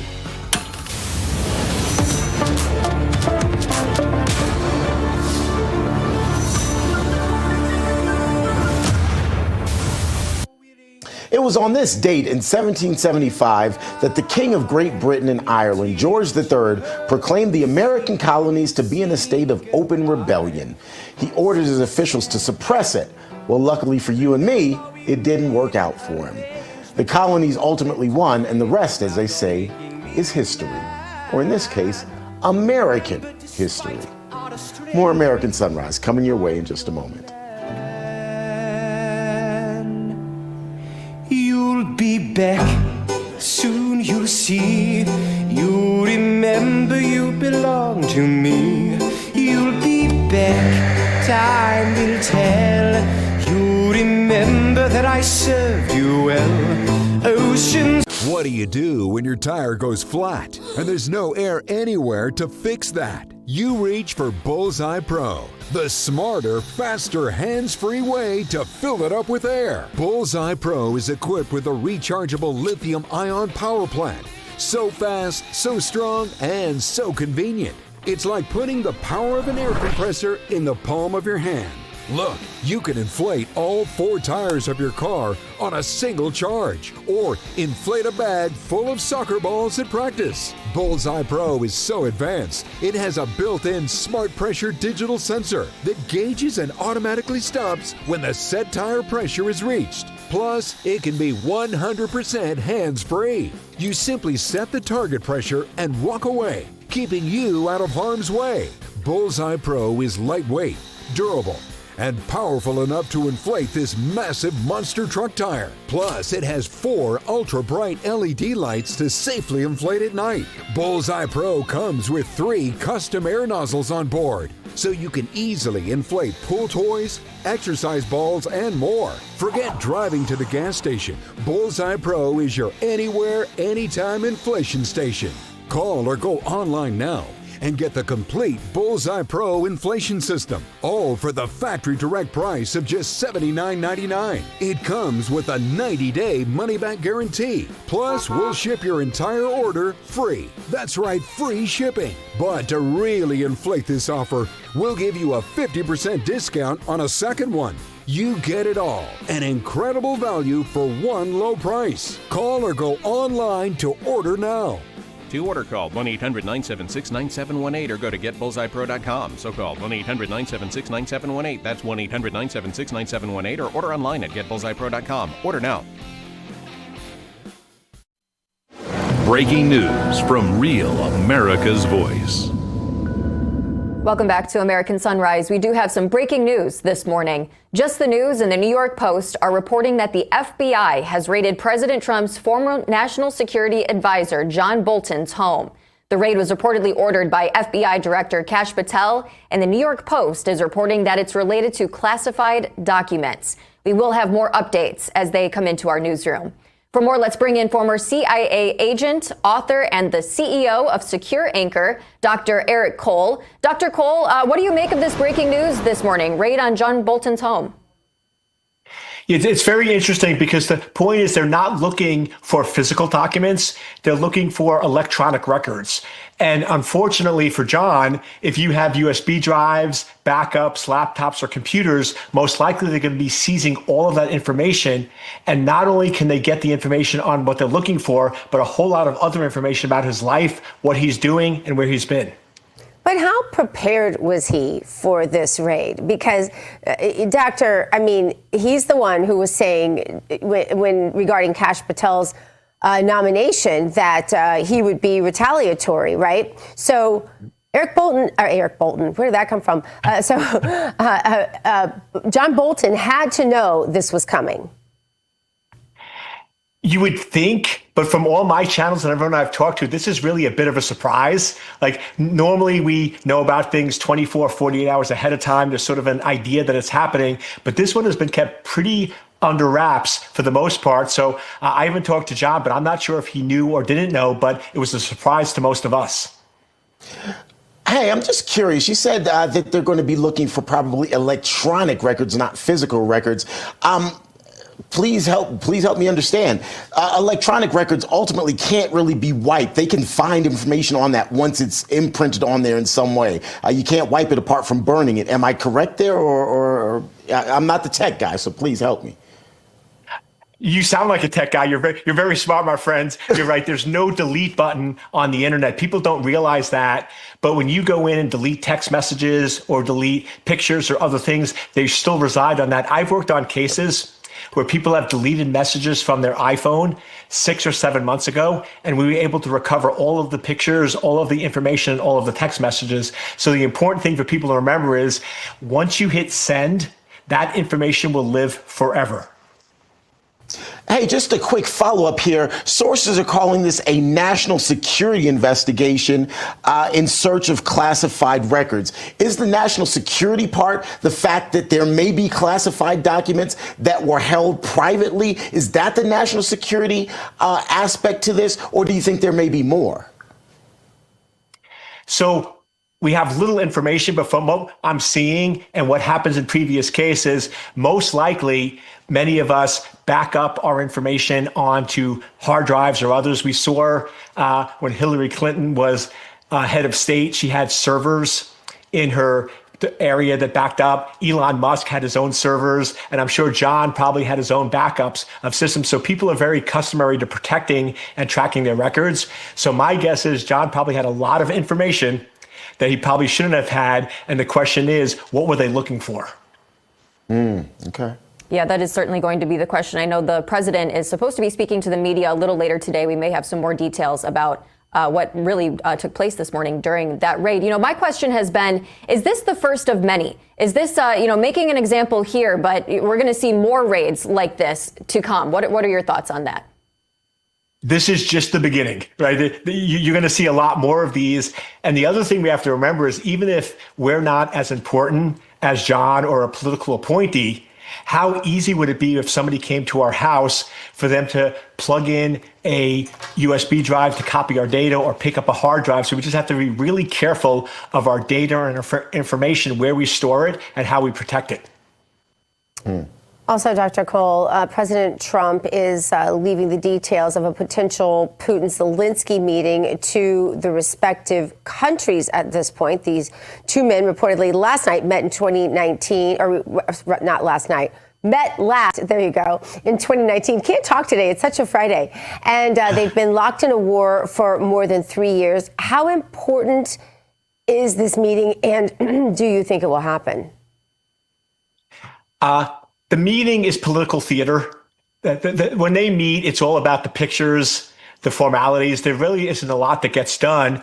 What's getting done is what's happening right now, where all of their advisors and all of their appointees are communicating and messaging information. Each side is trying to get the other data. Look at what happened in January with the head of Department of Defense, where he used his personal phone and used a public application to send sensitive war plans to the wrong people. Imagine that going on at a larger scale. So what we're seeing on the forefront is all political drama, but the real drama is who can access each other's information to get the upper hand of what they're going to do.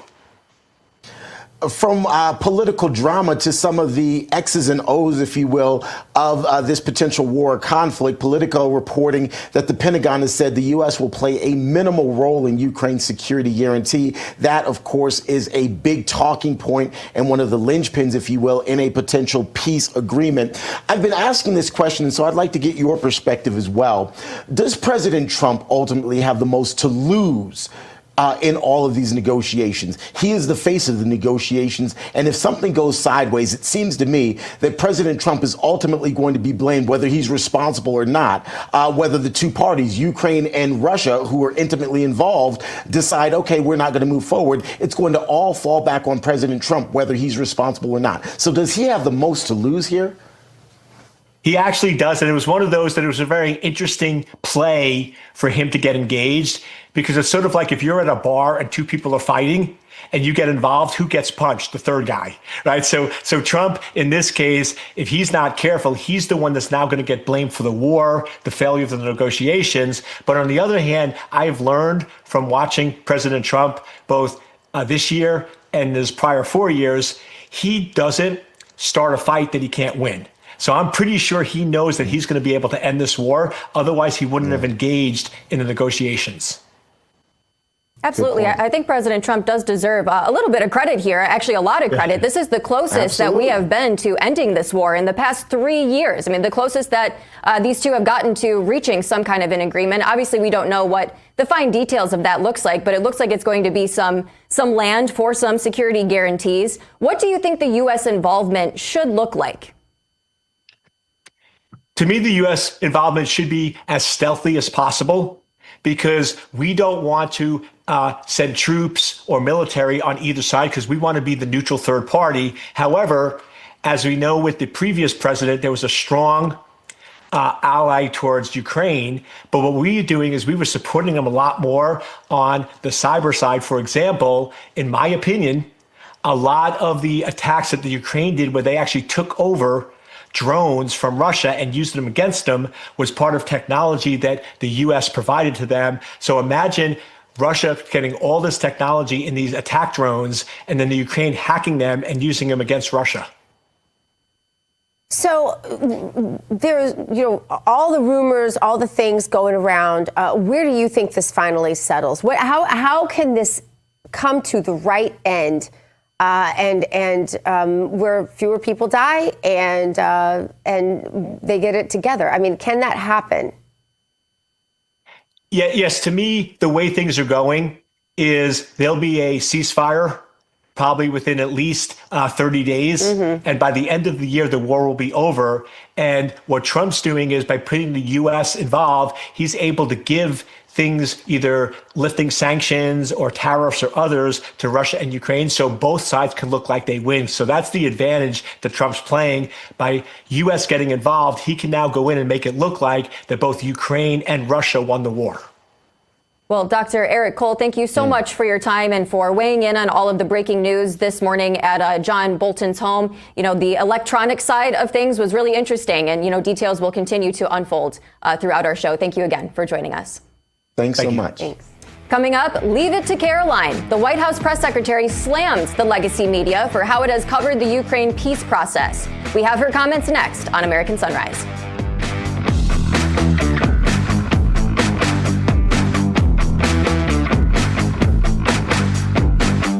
You push it. You try to hold them shut, but your doors won't stay closed no matter what. Introducing Ruby Monkey Magnets. Ultra-thin magnetic plates that will keep your doors and drawers shut. Just peel to reveal the super strong adhesive. Place the monkey, then the magnet, and close. Installation is that simple, and now you have a door that will stay shut. The secret is the ultra-strong industrial magnet's powerful attraction that holds tight. Monkey magnets work on most surfaces and are perfect for cabinets, dresser drawers, sliding closet doors, and more. Even your outdoor problems are solved in an instant because they're corrosion and rust resistant. Call or go online now to get 8 sets of monkey magnets for only $9.99. Due to rising costs, this may be your last chance to get monkey magnets at this low price. There is a strict limit of 1 house pack per order. Call now.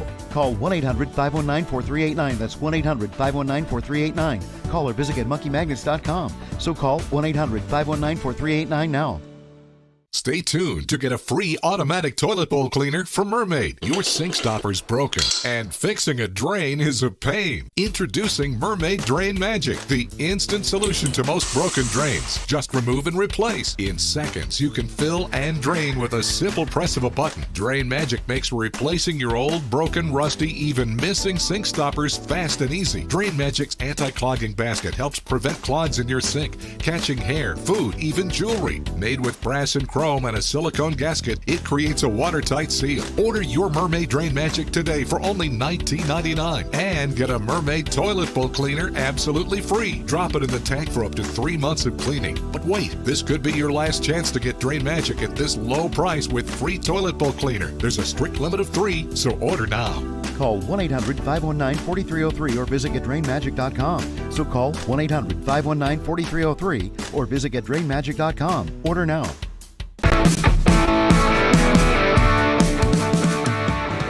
Y'all recognize that place, don't you? Doesn't really need an introduction this Freedom Friday. Welcome back to American Sunrise. I'm Dr. G. Thanks for joining us. It's time now for today's health news, sponsored by the Wellness Company and Under the Microscope. Today, back to school season is upon us, and here are some tips to get our kids back on a normal sleep routine. I don't know if it's normal, you all. But experts say school-age children should get between 9 and 12 hours of sleep per night. They do? Wow, that's a lot. But with the fun of summer, bedtimes, Gina can't read today, clearly did not get enough sleep. Bedtimes get pushed back, and our kids start sleeping in. But now, with back to school early mornings, they're returning. So the first tip we have is slowly starting pushing bedtimes to a little bit earlier by 15 to 30 minutes, starting about 2 weeks before school starts. Oops, a little late for that. Another is having a calm bedtime routine, like reading a book before bed. Might I suggest a new book that just came out this week called Creation. The Days of Creation. Can't remember the name of my own book. Literally, someone just needs to get me to Saturday. Finally, there is a consistency matter. Keep bedtimes and wake-up times consistent, even on the weekends, or, you can homeschool your children. My husband told me that he was reading about how some people are just programmed to be night watchmen. They just wake up at like 10 o'clock at night, like the sun just came out. That is me. It's been me my whole life. I don't know what I'm doing on a morning show, but I'm still happy to be here with you. A new administration in Washington, D.C. has brought a lot of positive changes when it comes to fixing our broken healthcare system. The reality, though, there's only so much the government can do, that if we really want to make America healthy again, it's going to start at home with each of us, and that's where the Wellness Company comes in. You see and hear from their doctors all the time. You know their products are the gold standard for keeping you and your family safe and healthy. From them, you get the opportunity to be sure you're prepared for whatever happens with their series of medical prescription kits. These kits have an assortment of life-saving medications and a guidebook to tell you how to use the medicines in the kit. Additionally, the Wellness Company offers a variety of products from parasite cleanses to methylene blue to weight loss and so much more. This can all help you stay healthy and live a longer and more satisfying life. Make America healthy again starts at home. Do your part. Protect the health of yourself and your family. Go to twc.health/RAV today. Give it an order. That's twc.health/RAV. Use the promo code RAV. That'll save you 10%. Over to T with the sharp ascot. Because well, thank you, Dr. Gina. Sharp dress man. You know it's crazy if I'm singing. This just should never happen. Hey, I love it. By the way, that story about bedtimes for kids, I think some of these researchers just do their research in the lab, not in real life, because there's just not enough time. 12 hours? A kid... Dude, we were out until 9 o'clock last night at a volleyball game, and then the kids have to come home and study. There's not enough time. 12 hours, half the day to sleep. Yeah. Come on, whoever did that research, I'd love to have a conversation. Never one time happened at my house, I can absolutely assure you. But, you know, hey, I'm just paid to read a prompter, T. No, I'm with you. I'd love to talk to them, though. Anyway, Dr. Dean, let's move on. We want to go over to the White House press briefing room, where Press Secretary Caroline Leavitt slammed the legacy media for how they continue to cover President Trump's peace efforts between Russia and Ukraine. However, one thing that has absolutely not changed is the media's negative and downright false coverage of President Trump and his foreign policy accomplishments. From the beginning of this entire process, much of the left-wing media has been actively rooting against the President of the United States in the pursuit of peace. Initially, the media ridiculously claimed that President Trump was somehow beholden to Russia for even agreeing to have a face-to-face discussion with President Putin inside of the United States. The media said President Trump was making a grave mistake by, quote, legitimizing Putin. They were aghast that President Trump would treat another world leader like a world leader.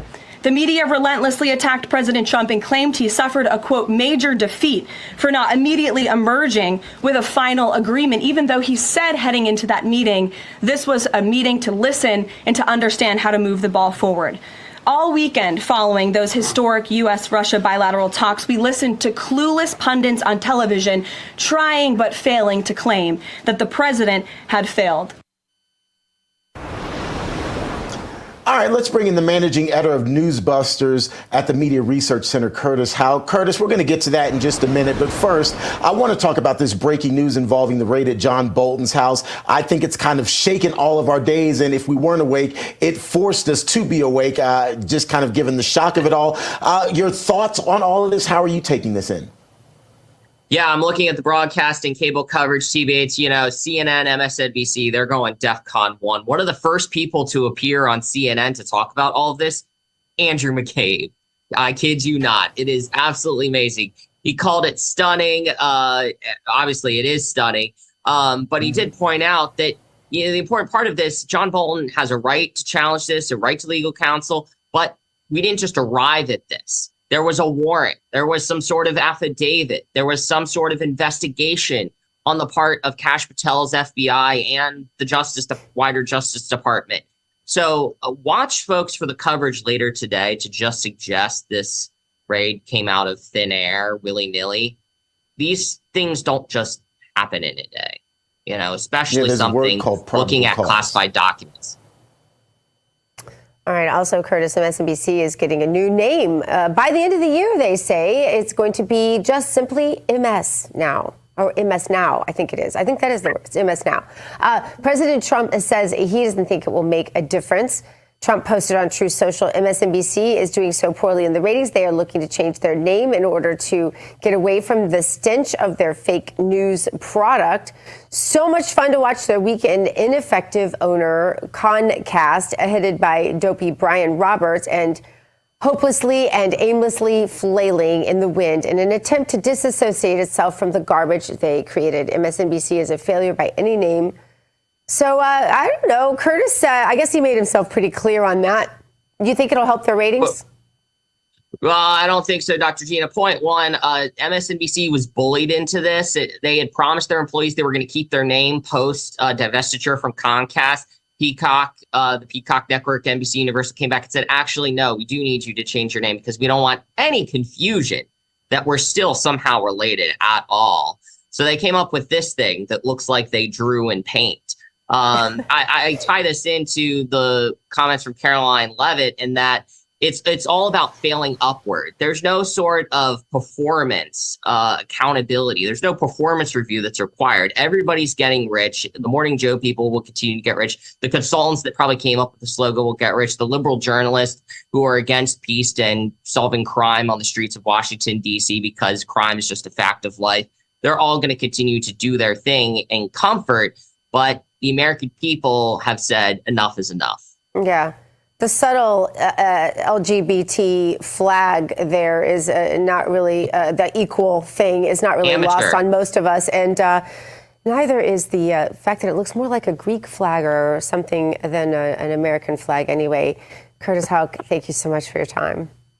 Thanks, Curtis. All right, coming up, a New York appeals court threw out President Trump's fraud conviction. What will this mean, though, for the future of justice in the country? We're going to assess all of this next on American Sunrise.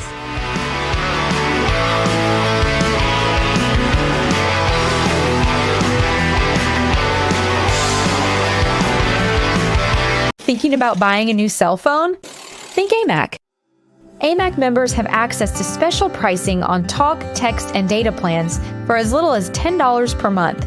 It's one of the many ways joining AMAC can save you money on everyday things. But that's not all AMAC has to offer. AMAC is America's leading conservative advocacy and benefits organization, guided by the principles of faith, family, and freedom.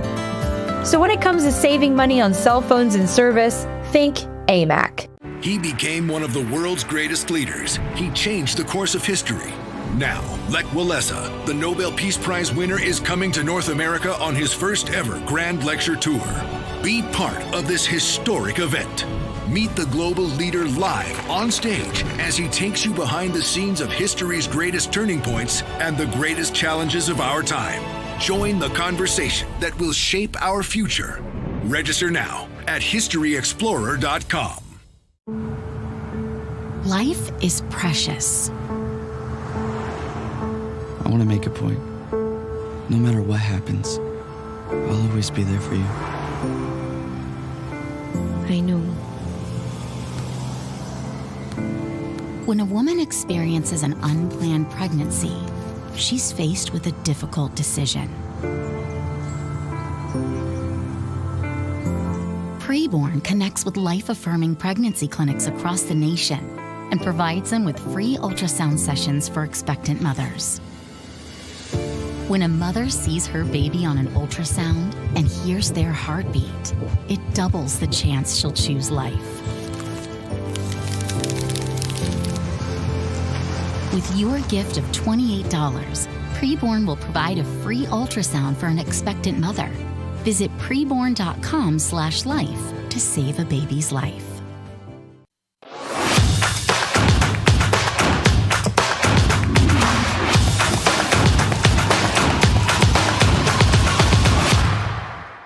Welcome back to American Sunrise. You're already drinking coffee, but is it doing anything for you other than giving you a caffeine spike?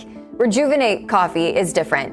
It's science-backed, infused with CAAKG, a powerful compound studied for its ability to support longevity, cellular energy, and metabolism at the deepest level. That means sharper mornings, no crash, more focus, and long-term benefits that your body will thank you for. I drink it because I care about my health and my energy and how I show up for my family, for my work, and for the life that I want to build. If you're going to drink coffee anyway, make it one that works as hard as you do. Head to 1775coffee.com/RAV and use the code RAV for 10% off your order. Start your mornings with something that fuels more than just your body. It fuels your principles. Don't just wake up, rejuvenate.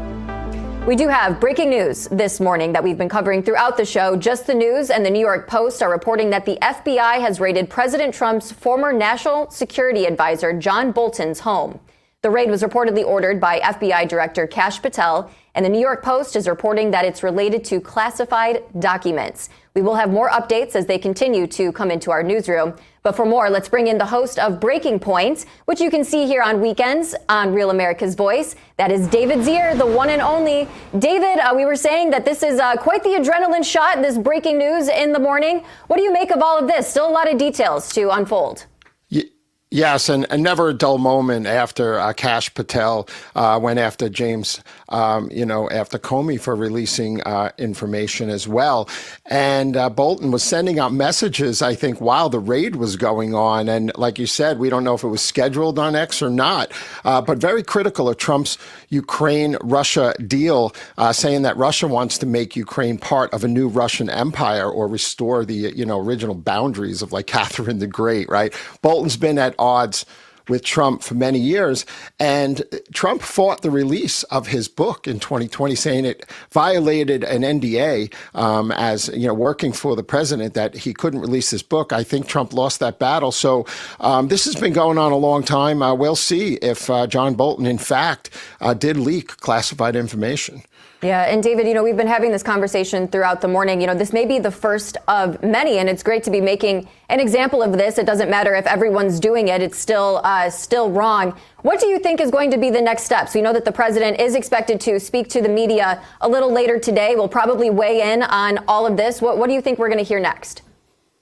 Well, this investigation was launched years ago, and Biden shut it down. So, we'll see where this goes. I know that Kash Patel is, has probably calculated this very carefully and probably has evidence to show that this was the case. And I'm sure the FBI and the government will pursue this. And, if he did something wrong, he needs to be, called out for that. But we'll see. A lot's going to come out in the next day. Absolutely. And, David, you brought this up that on Bolton Bolton's X account that they blasted out a message at 7:32 a.m. That was the New York Post reporting on that. Do you think that he knew this was coming? I can't speak to that at this time. Bolton's been very vocal, though, and very critical, and he's been unabashed. He's been around a long time through several administrations and really kind of went to war with Donald Trump. Yeah.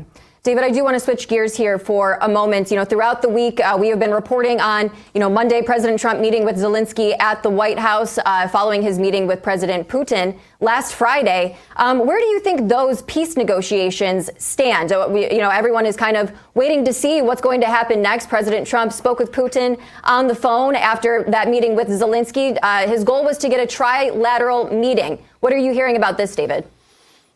Well, I think Putin really damaged his position here. Almost 1,000 drones and missiles launched again into Ukraine. I don't know what he's doing here, getting his last licks in or not. It's very concerning, definitely very concerning.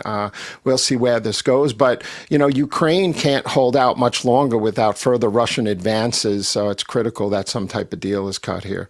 Absolutely, especially in that Donbass region. Russia already controls almost 90% of that area. Yeah. David, I know that you have a great show coming up for us this weekend with Breaking Point. What can we expect to see? Give us a little preview. Well, AI wrote a poem about me, David Zier, and Real America's Voice. So I'm going to read that tomorrow. It's incredible. I'm telling you, Skynet is real.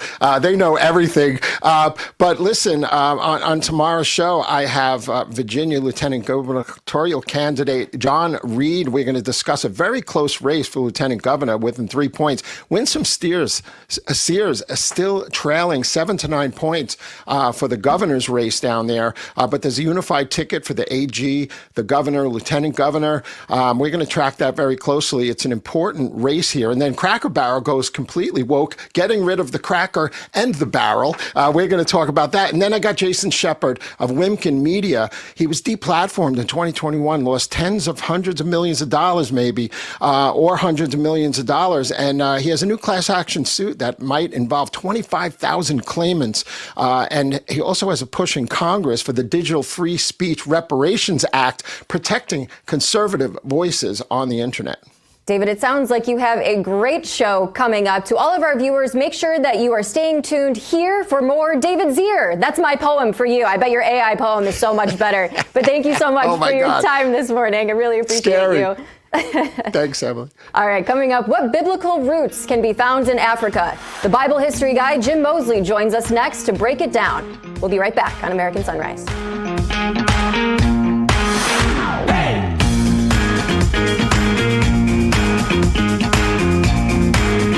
I use Book a Limo on all my trips. They have drivers everywhere. I always feel safe when I travel with their chauffeurs, from hello to goodbye. Checking rates, booking, and managing clients' reservations online is so easy. The confirmations, trip reminders, and car status updates are great when I'm on the go. I want my clients to have the best experience during their trip. That's why I've used Book a Limo for the past 30 years. What's your destination? Book a limo, any car, anywhere.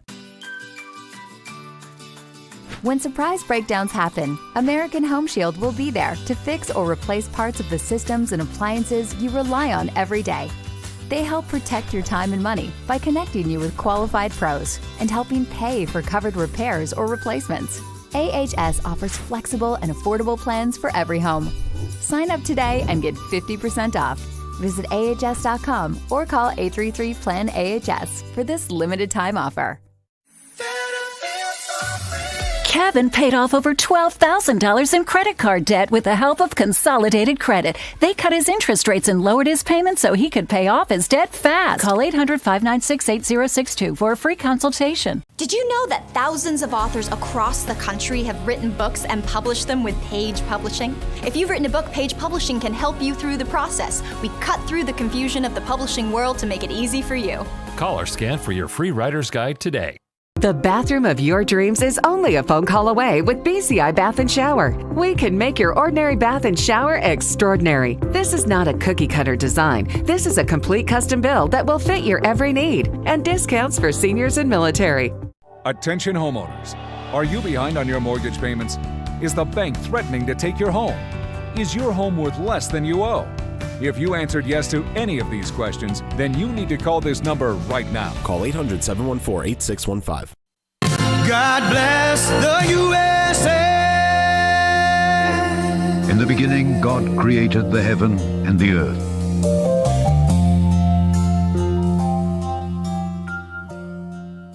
Welcome back to American Sunrise, everyone. We appreciate you starting your Friday morning with us here. It is now time for our moment of faith, and it's brought to us by Lee Greenwood and the God Bless the USA Bible. In focus today, we're going to talk about some biblical insight from one of our favorite guests, Jim Mosley, but specifically the impact that Africa has had on the Bible. You, of course, know Jim as an author. He is the author of The Duke of D.C. and one of his latest books, which is appropriately titled Discovering Jesus' Principles. Jim also just authored a new book with our very own Dr. Gina called The Days of Creation by Heart, Teaching Children How God Made the World. We introduced you to that children's book yesterday. You probably remember that. All of that said, though, we simply like to refer to Jim as the Bible history guy, and he joins us now. So, Jim, you recently returned from a nearly month-long trip, to Ghana and Tanzania. Most people call it Tanzania, but I think it's properly called Tanzania. You were there for Liberty University. Also, I have to throw this out there. We are now, ladies and gentlemen, in the presence of royalty because you were inducted into a royal family there in Ghana. More important, though, I'd love your reactions of how Christianity is continuing to grow, specifically on the African continent. Well, Terrence, great to talk to you. It's an amazing thing. Africa's been a part of the Bible story right from the beginning. You know, we often think of Christianity moving from Jerusalem to Europe and then to the world, but really, Africa was there from the start. It was there as a refuge, a witness, and it was a cradle of the faith. You take the prophet Jeremiah. After Jerusalem fell to Nebuchadnezzar in 586 BC, Jeremiah was forced by Jewish refugees to go to Egypt. And tradition says his own people, because they were weary of his laments, remember he wrote Lamentations, eventually sawed him in half. Now, the details might be legendary, but one thing is certain, the voice of God's prophet was carried onto African soil, and Jeremiah wasn't alone. Another tradition holds that the priests took the Ark of the Covenant out of besieged Jerusalem and brought it all the way to Ethiopia. And the Ethiopian book, the Kebren Nagast, insists that the Ark was hidden in Aksum, where it remains till today, in this Church of St. Mary of Zion. Only one priest is ever allowed to see it, and once a year, and whether you believe the tradition or not, the fact that the Ethiopians still guard the Ark's memory shows how deeply Africa's bound into the biblical story. And of course, the Bible itself records Ethiopia's link to the gospel. Acts chapter 8, we read about an Ethiopian eunuch, a court official of Queen Candace. He'd come to Jerusalem to worship, and on his way home, he encountered the apostle Philip, and there on the desert road, he was baptized. And he carried the Christian faith back to his homeland. Now, Isaiah had spoken of this centuries before, of a tribute from a people, tall and smooth-skinned from a land of whirring wings. Well, Ethiopia is famous for its locust swarms, and the people fit that description. So at that moment with Philip, Isaiah's prophecy came true. So the New Testament crossed into Africa. But the story doesn't stop there. In Alexandria, in Egypt, another seed was planted. Mark, the writer of the Gospel of Mark, brought the good news to Egypt. He preached, he founded the church in Alexandria, and ultimately he gave his life as a martyr there. One of his disciples could have been the eloquent Apollos that we meet in Acts 18. Apollos was from Alexandria, well trained in the scriptures, and it's possible he learned from Mark himself. And from that beginning, Alexandria in Egypt became one of the greatest centers of Christian learning in the world. The Coptic church, Coptic means Egyptian, traces its history straight back to Mark. And some of the greatest church fathers, Athanasius and Augustine, were Africans. So we look at Christianity in Africa today, and we're not looking at something foreign or imported. We're looking at something deep within the roots of Africa, as deep as anywhere else on earth. You talked about the Coptic Church, and it's my understanding that some of the early depictions of the cross are found in Eastern Africa. Is that correct? That's true. That's true. We see symbols of that going way back. Wow. Just goes to show how interesting this faith of ours is and how long-lived it truly is and how we should now continue to live it. You see what I did there? Long-lived and how we should continue to live it. Jim, always good to see you, my friend. Appreciate the time and appreciate the history lesson. My pleasure. All right. We're back in a moment with more American Sunrise.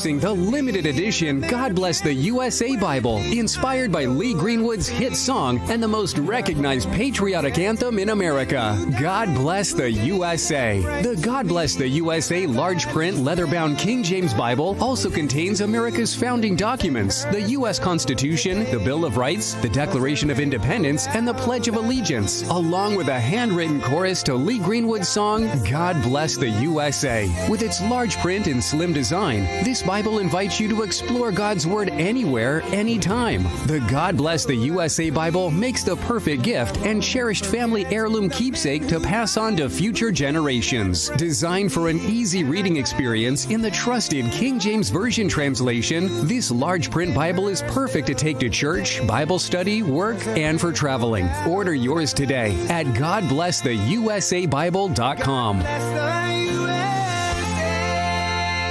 There's nothing worse than losing your dog before their time. That's why I created Dr. Marty Nature's Blend, designed to help dogs with everything from digestive issues to itching, even moving better. Nature's Blend works because it's freeze-dried. So instead of destroying the nutrients with high heat, they all get right into your dog's body. Take it from a veterinarian with over 50 years of experience saving dogs' lives. I have never seen a food make this much impact on a dog's health. For a limited time, get up to 54% off Dr. Marty Nature's Blend, plus a free gift with our special TV offer. Call or go to drmartypets.com/TV. This right here is confidence in a bottle. It makes me feel so much more confident than I've ever felt. They are some of the hottest videos on social media. Those videos claiming to instantly get rid of bags under your eyes. Annette Figueroa is here to tell us why she says this one is for real. This one is for real, and I'm so excited. We even have a video, and all he uses is a small amount on a clean, dry face. And what it does is it tightens and lifts the appearance of bags underneath your eyes. And I did this to my father. We were at home, so we applied it to his under eye bags, and let me tell you, we were so excited. In under 10 minutes, they visibly disappeared from view, and now it is literally part of both of our daily routines. And not only does it work on the bags, it works on the appearance of crow's feet, fine lines, and wrinkles. At our $14.95 price, it's the best way to try Plexiderm and see it work after your first application. Call the number on your screen. Call 1-800-854-0295.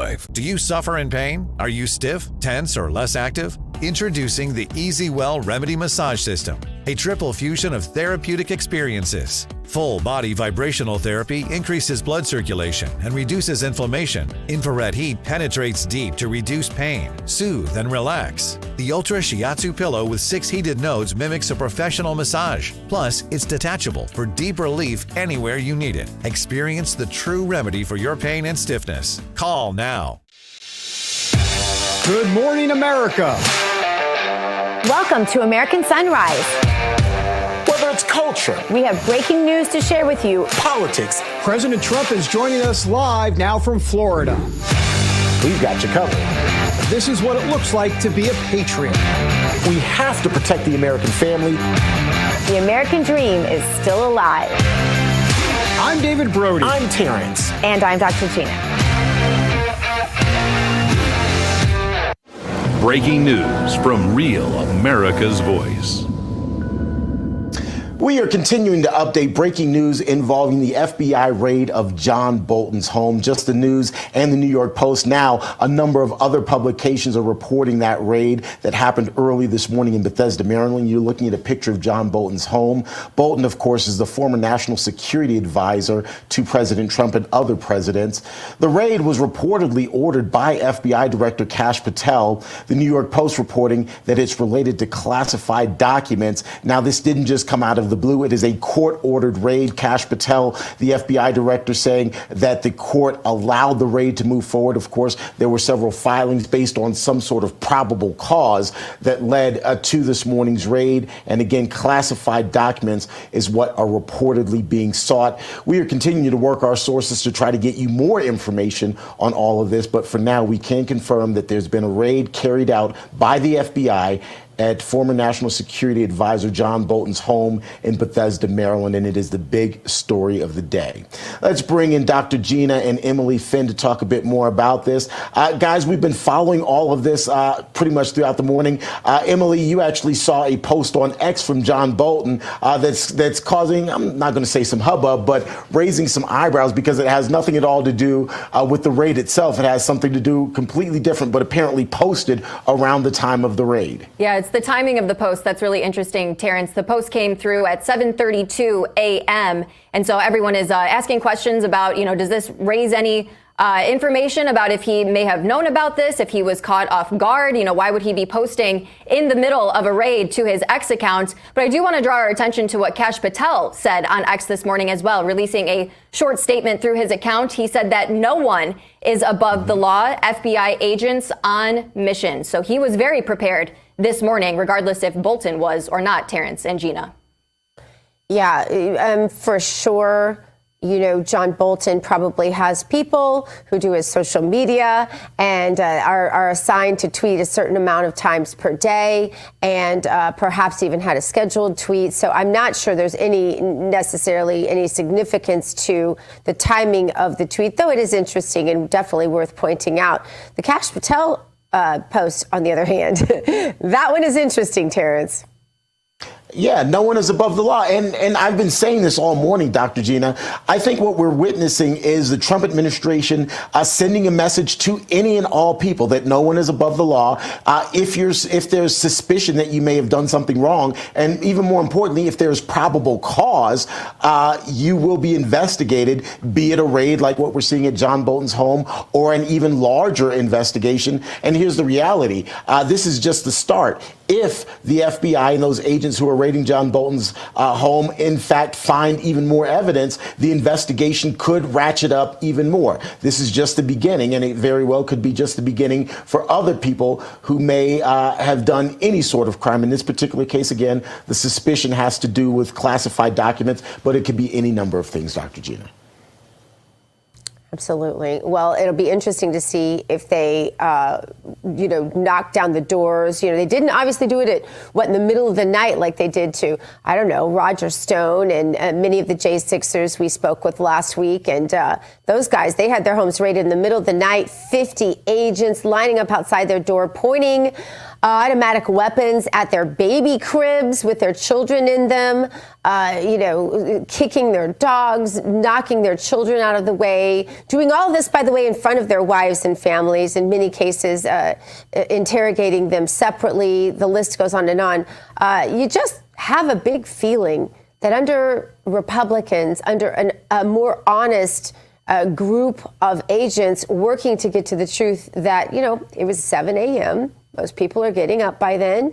It wasn't the door knocked down. I mean, I'm just guessing. I don't know this, but this is me positing what I think happened under Kash Patel's FBI. That might be a little different from how it happened under Biden. Yeah, certainly. Well, like he posted this morning, no one is above the law, maybe the first of many. For reaction, let's welcome to American Sunrise Mike Crispy and open this conversation up a bit more. He's the host of Last Call with Mike Crispy here on RAV. Mike, your reaction to all of this breaking news this morning? Well, I think that there's a large section of the MAGA base, 99.9%, who have been waiting for Kash Patel and the FBI and the Department of Justice to bring supreme maximum accountability. We know these people have been operating in plain sight, these deep state actors swirling around the federal government for decades. John Bolton is a creature of the swamp who embodies that. He is a very dubious character, warmonger, neocon, a lot of really shady stuff with him, always pushing for what seems to be the unpopular opinion in the public. And there was, at the end of the Trump's first term, John Bolton was hired briefly, and he was there, and there was a bit of controversy around who he was leaking information to, what type of information he was retaining, and who he was giving it to. So I think this is about time. I think it's overdue. And I'm very happy about it because I think this signals the start of the accountability, and the American people, when they voted for President Trump, voted for accountability. They voted for these swamp creatures to be held accountable. And unless you clean it up and take care of people like John Bolton, like Clapper, like Brennan, like so many other people, until you take care of them, you can't have a clean system while you have these bad actors running rogue. So I think it's great. I'm excited about it. Kash Patel did the right thing. Hats off to him. And hopefully this is the start of holding many, many people accountable. I find this so interesting, Mike, if you can hear me here. You listed names of other people who potentially could be caught up, or who you say probably should at least be investigated. I like the names, but I'm a little concerned about it actually happening, or more importantly, there actually being something that sticks, because they are so entrenched in the deep state. They are such a big part of the deep state. And so it seems to me, as an outsider looking in, that no matter how much investigation goes on from Kash Patel, from the FBI, from people who aren't deep staters, that it's not going to stick simply because the deep state is still so active. Please tell me I'm wrong. Please ease my mind, even though no matter what you say, I still think I'm right. But go ahead. Wow. I mean, when you look that good, how could you be wrong with that outfit today? But I think it's going to be not just those names, but you look at Comey, you look at many other people. There's Adam Schiff with mortgage fraud, Letitia James with mortgage fraud. So many cases out there. Something's got to stick, okay? We're overdue for it. They raided our president's house. They shot our president in the ear. They arrested him 4 times. They trotted out everybody who was involved in the fraud in Georgia, people who were involved in unearthing the fraud. They lined them up and took their mugshots and gave them this horrible process as the punishment, runaround case. You guys remember names like Fannie Willis. We don't talk about her anymore. She probably went into hiding. Something's got to stick, right? With at least one of these people, with at least 5 of these people. So, Terrence, I definitely agree with the sentiment, because, again, if you talk to our friend Roger Stone about this, he'll tell you, he was put on trial in Washington, D.C., where the deck was totally stacked against him. The jury forewoman in the case was a known Trump and Roger Stone hater, but they still put her there and still put her in charge. So the system, especially in that area, is a cesspool. We saw when President Trump was on trial in New York, the way in which Letitia James, Alvin Bragg, the way they stacked the deck. They've always done it. My thing is, and this was how we won the 2024 election, what do? You got to make it too big to rig. So we made it too big to rig in the election. How about we make it too big to rig in the justice system? All this overwhelming evidence, the trove, the people being brought out. It's about time. The people want this. They want the inside corruption to be cleaned up. If you have it this big and this many people, something's got to stick, and we got to get some big wins that'll send a message to the rest of the system. I guess it's too big to rig for justice and accountability, Terrence. I'm hoping that the right thing happens. How does Brother, I'm hopeful with you. How does this justice and accountability wave that we're on with this, at least beginning, how does this impact or inform, I guess, the Epstein situation? Well, people are going to say that the two situations are related. The Democrats are going to say, well, this is only happening because it is a distraction from the Epstein files. They're going to say this is unprecedented that President Trump would go after people who bucked him politically. But I do believe that these matters are separate. I mean, the Epstein thing, I've come on the show and talked about how I want transparency in the Epstein probe, and I think it should all be out there. But I do think that we can walk and chew gum at the same time. All of these matters with Kash Patel, with Russiagate, Russia collusion, mortgage fraud with Schiff, mortgage fraud with Letitia James, these things are happening, and the Epstein story is happening as well. I think they're all running their own track. So while I would say to Kash Patel, the FBI, Pam Bondi, you need to deliver us the transparency we deserve with Epstein, I don't think that should stop them from doing this stuff, because it's clear cut as day, guilty as charged with people like Bolton and Clapper and Brennan and Comey.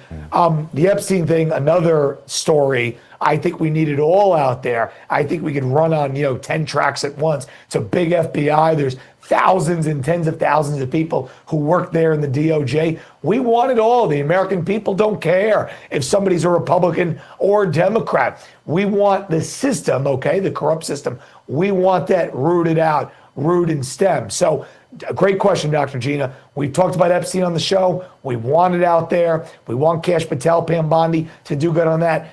But I think they should run on 10 tracks at once because we only have like 3.4 years left of this Trump administration. Who knows what's going to happen after that? So give us the most in this period of time. That includes doing this while we're getting to the bottom of Epstein.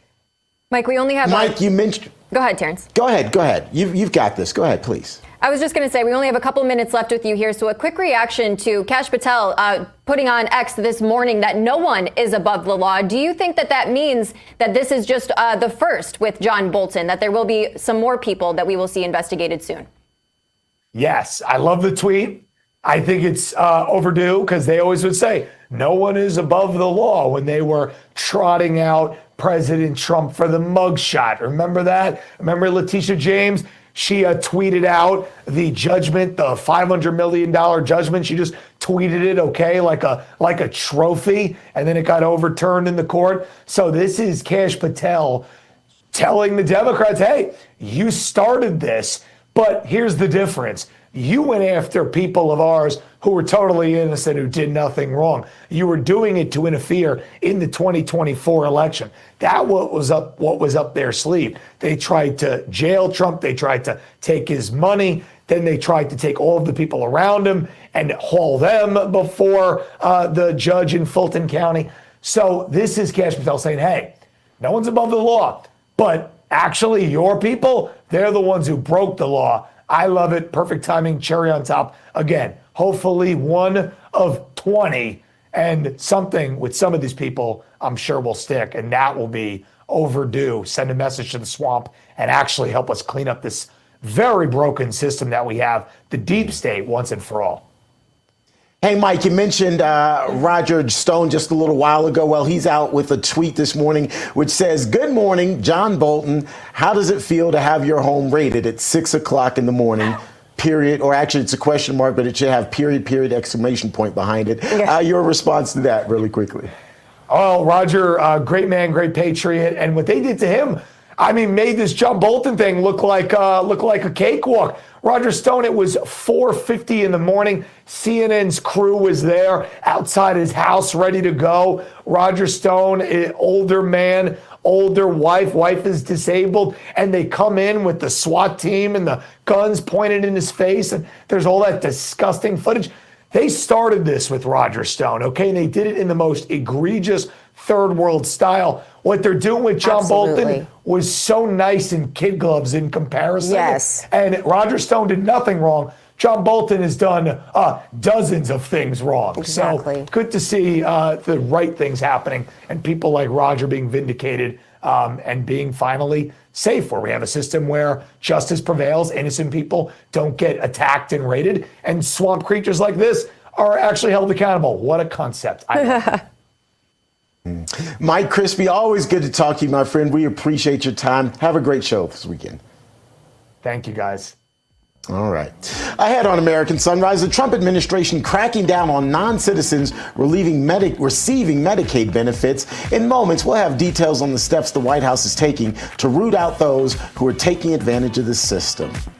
And then later, you're fired. Yeah, President Trump has said that a time or two in his life. He's officially shown an FBI leader who refused to fire J6 investigators the door. We've got the details and so much more ahead.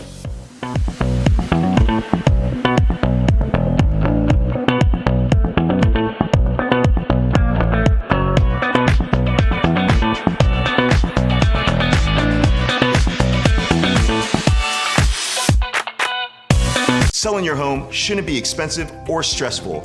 At Ideal Agent, we'll connect you with a top local agent that'll sell your home fast for top dollar, and all this for as low as a 2% commission. Ideal Agent connected me with the best realtor in my market, and I saved $12,500 as a result of it, and I got more than my asking price. Ideal Agent is available nationwide, there's no obligation, and best of all, our service is completely free. Call today or visit idealagent.com. Your wallet is always in danger. Criminals can hack your information without you even knowing. Introducing Slim Mint, an ultra-thin RFID blocking wallet that keeps your cards and cash protected. Slim Mint uses the latest RFID blocking technology to prevent thieves from stealing your info. It's ergonomically designed to optimize space and keep your belongings organized. With the auto-locking Slim Mint, your cards and money stay securely in place. It has a built-in cash clip and a flexible outer band to fit your additional cards and cash. Call or click now and get Slim Mint for just $29.99. Order in the next 5 minutes and you'll get an instant $10 discount. So it's only $19.99. But wait, due to rising costs, this may be your last chance to get Slim Mint at this low price. There's a strict limit of 3 Slim Mint wallets while supplies last. Don't wait, order now. Call 1-800-608-4172. Call or visit slimmintwallet.com. So call 1-800-608-4172 now. Did you know that thousands of authors across the country have written books and published them with Page Publishing? If you've written a book, Page can help you through the process. We cut through the confusion of the publishing world to make it easy for you. If we decide to publish your book, your work ends and ours begins. From copy editing and proofing to typesetting and book cover art, we get you printed, distributed, and sold on Amazon, Apple iTunes, and bookstores. We'll even promote your book. Call for your free writer's guide, 800-319-0257, or scan the QR code now. Breaking news from Real America's Voice. Welcome back, and thank you for staying with us as we cover this breaking news this morning. John Bolton's home raided by the FBI. Joining us now with his expert analysis is Gerard Filitti, senior counsel at the Lawfare Project. Welcome to the show, Gerard. What say you about what we are witnessing this morning? Well, it's a little bit unsurprising that we're watching what should be happening, which is a thorough investigation of people who had access to classified documents and were providing that information, whether in books or on television, as commentary and benefiting themselves. This is a response to many people violating potentially federal law on classified documents. And this really was opened up by the Democrats going after President Trump in an election year stunt. But now we're actually seeing the law properly being enforced. Absolutely. And, I want to ask, do you think that this is going to open it up? Is this just sending a message and going to open it up for, the conversation we've been having throughout the morning is, as Kash Patel said, no one is above the law. And just because everyone is doing it, just because a lot of people may have classified documents in their possession, doesn't mean that it's right. Do you think that we're going to see more raids and more investigations like this? I think we will. I think we also have to remember that John Bolton is a specific case, that this is something that stems from a 2020 book that he wrote that he apparently did not, or allegedly did not have permission to publish. He claimed he had oral authority, but then he published it anyway. He was under investigation. The Justice Department under President Trump in his first term were investigating Bolton for violations of national security laws. That investigation went away when Biden became president. So this is something that is a long-standing investigation, if you will, that was already meddled into by Democrats. So now what we're seeing is a restoration of proper investigation and trying to get down to what happened. Is Bolton the only one who will be raided or examined? Probably not. But this is how the law is supposed to work. So what kind of consequences do you think Bolton could potentially be facing here? I mean, cases like this, there's usually multiple counts. I mean, walk us through what could happen next for Bolton. Well, what's important here to point out is that unless he has classified documents that are recovered during the search, it may be that the statute of limitations for a lot of crimes has passed.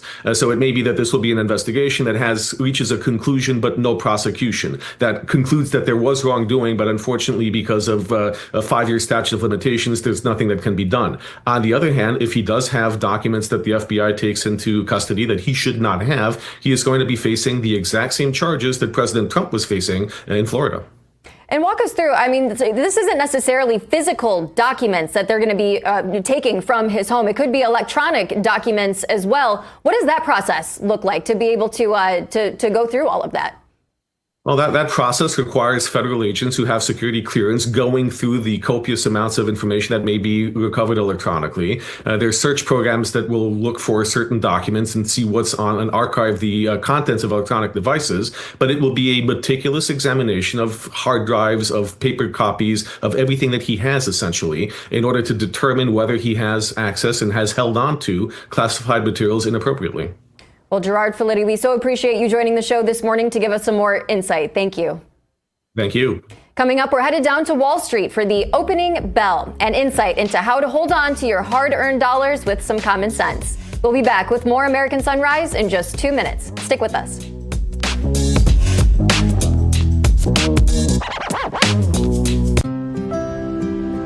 Do you have time to take a survey for our disabled veterans? Do you have time to take a survey? Hey, do you have time to take a survey? It's okay.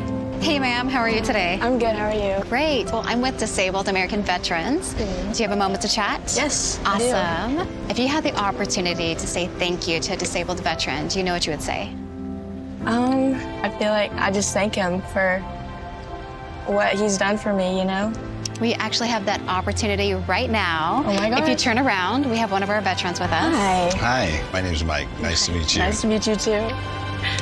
I just want to thank you so much for risking your life for me and everyone here, and I thank you for the sacrifices you made, and I appreciate you.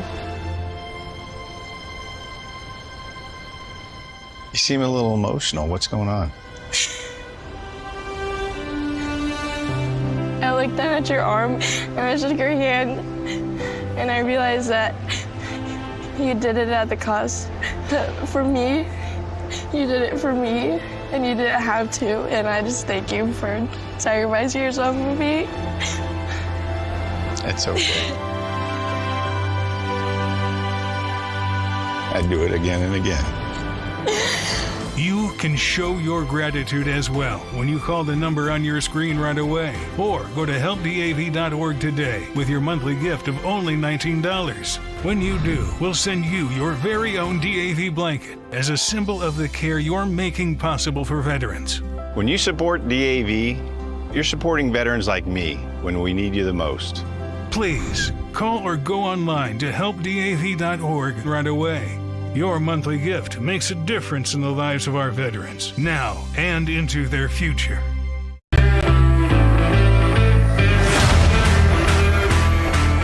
This is a live look at John Bolton's home, the former National Security Advisor. This is Bethesda, Maryland. We've been reporting on breaking news all morning long involving Bolton. His home was raided by the FBI early this morning. They were allegedly, or reportedly, looking for classified documents. We're also hearing from our sources that those classified documents may not have been in hard copy form, rather electronic. We, of course, are going to continue to update you on this as the FBI has raided John Bolton's home there in Bethesda, Maryland. Welcome back, everyone. We appreciate you being here with us. We're getting you ready for the opening bell at the New York Stock Exchange. It's set to ring here in just a little while. As you can see from our board here, the market's looking good in pre-market trading. The Dow, S&P 500, and the NASDAQ are all in the green right now. Hopefully it stays that way. And if you're an investor, hopefully you'll make a good little windfall this morning. We'll take you to New York and the stock exchange there here in just a little bit. But first, let's get you over to Emily. Good morning. Thank you very much, Terrence. It is now time for our daily dose of dollars and common sense with American Sunrise Early Edition host and the guy behind the Jake's Take Substack, Jake Novak. Jake, always great to see you. Thanks for joining us. My pleasure. My pleasure. A lot of news this morning, but let's get... Yeah, well, let's get your reaction first to all of that. Yeah, well, you know, one of the things that comes to mind is that I remember very clearly 3 years ago after the Mar-a-Lago raid, John Bolton rushed to the TV cameras, I think it was MSNBC, to claim that President Trump doesn't care about classified documents and the safety of them. I mean, isn't it amazing how many times the things that they accuse President Trump of doing or attack him for, the people who do it are actually guilty of it themselves? I mean, again, we don't know for sure. This is a raid. We'll see if they find real evidence. But that's what's really striking me right now. I'm just so tired of the sanctimony, especially from the folks in D.C. who are so much worse than the things that they accuse other people of doing. For sure. It's interesting how things kind of come full circle eventually. Roger Stone had a post out this morning, too, saying, how does it feel to have your home raided at 6 a.m.? Interesting stuff. We will continue to monitor that throughout the rest of the show. But Jake, let's get over to this. It's all about Jerome Powell today for the markets. Tell us why. Oh, I wish I knew why. You know, we have a beautiful economy in this country, not just now, but our history of innovation and technology and amazing American innovators and Yankee ingenuity. And yet our markets move millions, billions, trillions of dollars on what old men say in speeches. It's just so frustrating to me. This is what angers me about the Fed. Not necessarily the idea behind it in 1913, but the idea that so much of the hard work and ingenuity of the American people is overshadowed by what a Fed chairman says at a speech. So yes, Jerome Powell is going to speak at 10 a.m. Eastern time. He's going to talk about the economy. He's going to give some hints one way or the other about raising or cutting interest rates next month, by the way. We got to wait for that until next month anyway. And yet this is really what the markets are going to move on today. So as journalists, we have to tell you about this, but I'm not going to tell you about it without my editorial comment, which is why? Why does so much of our work and our ingenuity in this country get overshadowed by some old guy's speech? It's frustrating. Nothing against Jerome Powell personally. It's just frustrating. This isn't how a free market should run. We've got to fix this. Well, we know President Trump will certainly be weighing in as well. He can't wait for Jerome Powell to be out of his position. Okay, Jake, let's switch gears to this. Let's get to some real excitement that you can enjoy in a place like Wyoming. Tell me about the off-roading craze and the latest proof. It's only getting hotter. Yeah, if you're in Wyoming this morning, don't go to Jerome Powell's speech. Go off-road. I mean, I've been telling people this for a few months now. My prediction is this, Emily. Within 5 years, the demand for off-roading vehicles will be larger than the demand for electric vehicles. And I'm not the only one saying this.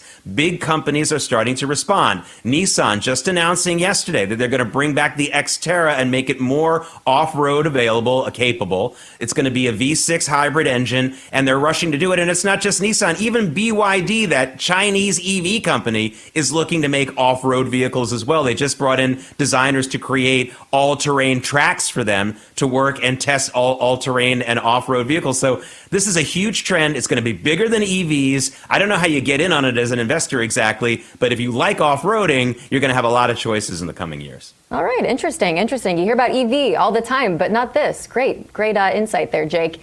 Finally, what is the actual cost of this Cracker Barrel backlash? I mean, even the Democrats this morning, I saw that they were saying, we don't like the rebrand either. I know it's been a lot of Republican, a lot of conservative backlash to this. It's no small matter, is it? I mean, everyone seems to really hate the rebrand.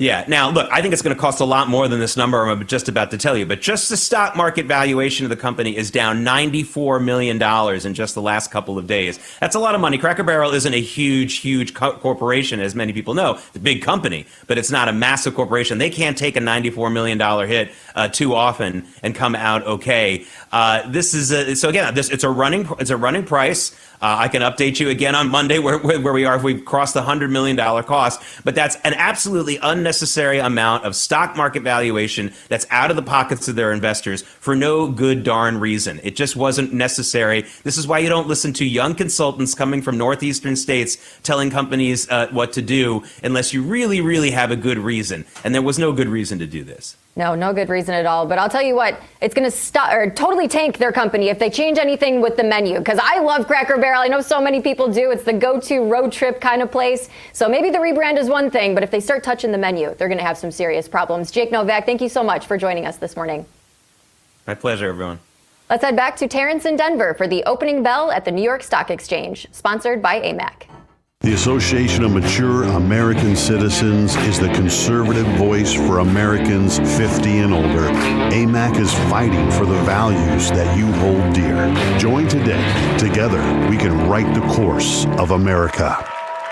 The applause is underway at the New York Stock Exchange, which means we're literally seconds away from the opening bell and the markets officially opening. We'll get an idea of how things are looking the moment that happens. Well, there you have it, ladies and gentlemen. The bell is ringing, which means the markets are now officially opening on this final day of trading of this work week. And just like that, it looks like all three major indices remaining in the green. The Dow, S&P 500, and the NASDAQ are all up right now, all positive. Hopefully that's a good sign of things to come. Only a couple of blemishes, but as you can see, crude oil is back up this morning. As the continued divide between Trump and the Federal Reserve putting us behind the curve yet again, Can the Fed actually take the right action at the right time, or are we going to be looking at a potential economic slowdown? And what does all of that ultimately mean for your savings? Well, you may want to consider diversifying with gold through the Birch Gold Group. For decades, gold has been viewed as a safe haven in times of economic stagnation, global uncertainty, and high inflation. The Birch Gold Group makes it incredibly easy for you to diversify some of your savings into gold. If you have an IRA or an old 401k, you can convert that into a tax-sheltered IRA in physical gold, or you can just buy some gold and keep it in your safe at home. But first, you'll want to get educated. The Birch Gold Group will send you a free information kit on gold. All you have to do is text the word America to the number 989898. Again, just text the word America to the number 989898. Consider diversifying a portion of your savings into gold. That way, if the Fed can't stay ahead of the curve for the country, at least you can stay ahead for yourself. All right, folks, let's take a quick break. When we come back, we'll have a segment about all of you chatters who are lurking in the Rav chat on Getter, Rumble, and YouTube. What has got you all fired up? Well, you'll have to stick around to find out. We know, and we're going to be sharing it next in our weekly report.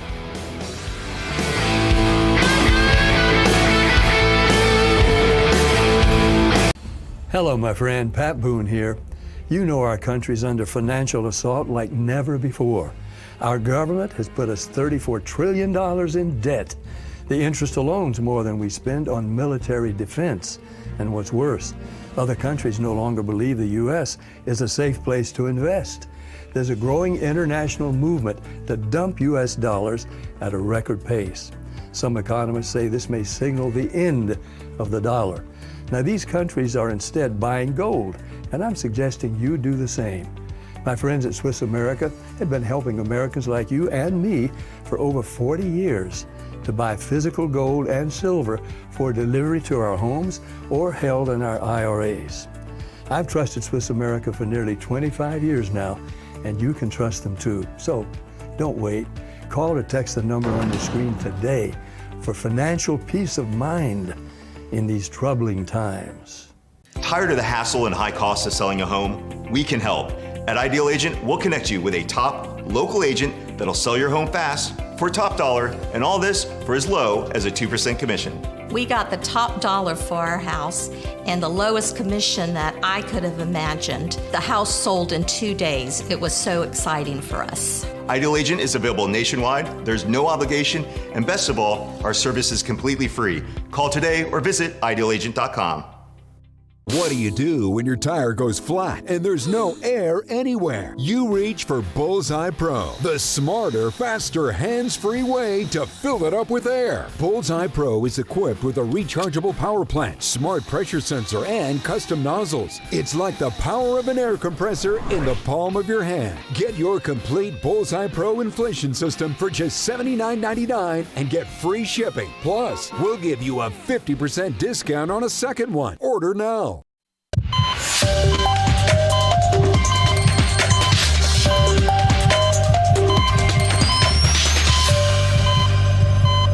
Hi, welcome back to American Sunrise. I'm Dr. Gina. Thanks for joining us this morning. We invite you to hop on in our conversation on Getter and Rumble. It is time now to take the political pulse of America. The beat today, the Rav Family Barometer. We love seeing what you, our viewers, have to say in our show's chat rooms, and our very own Rav Family member, Carefree Largo, here to give us insight from those conversations. Welcome to the show, Carefree.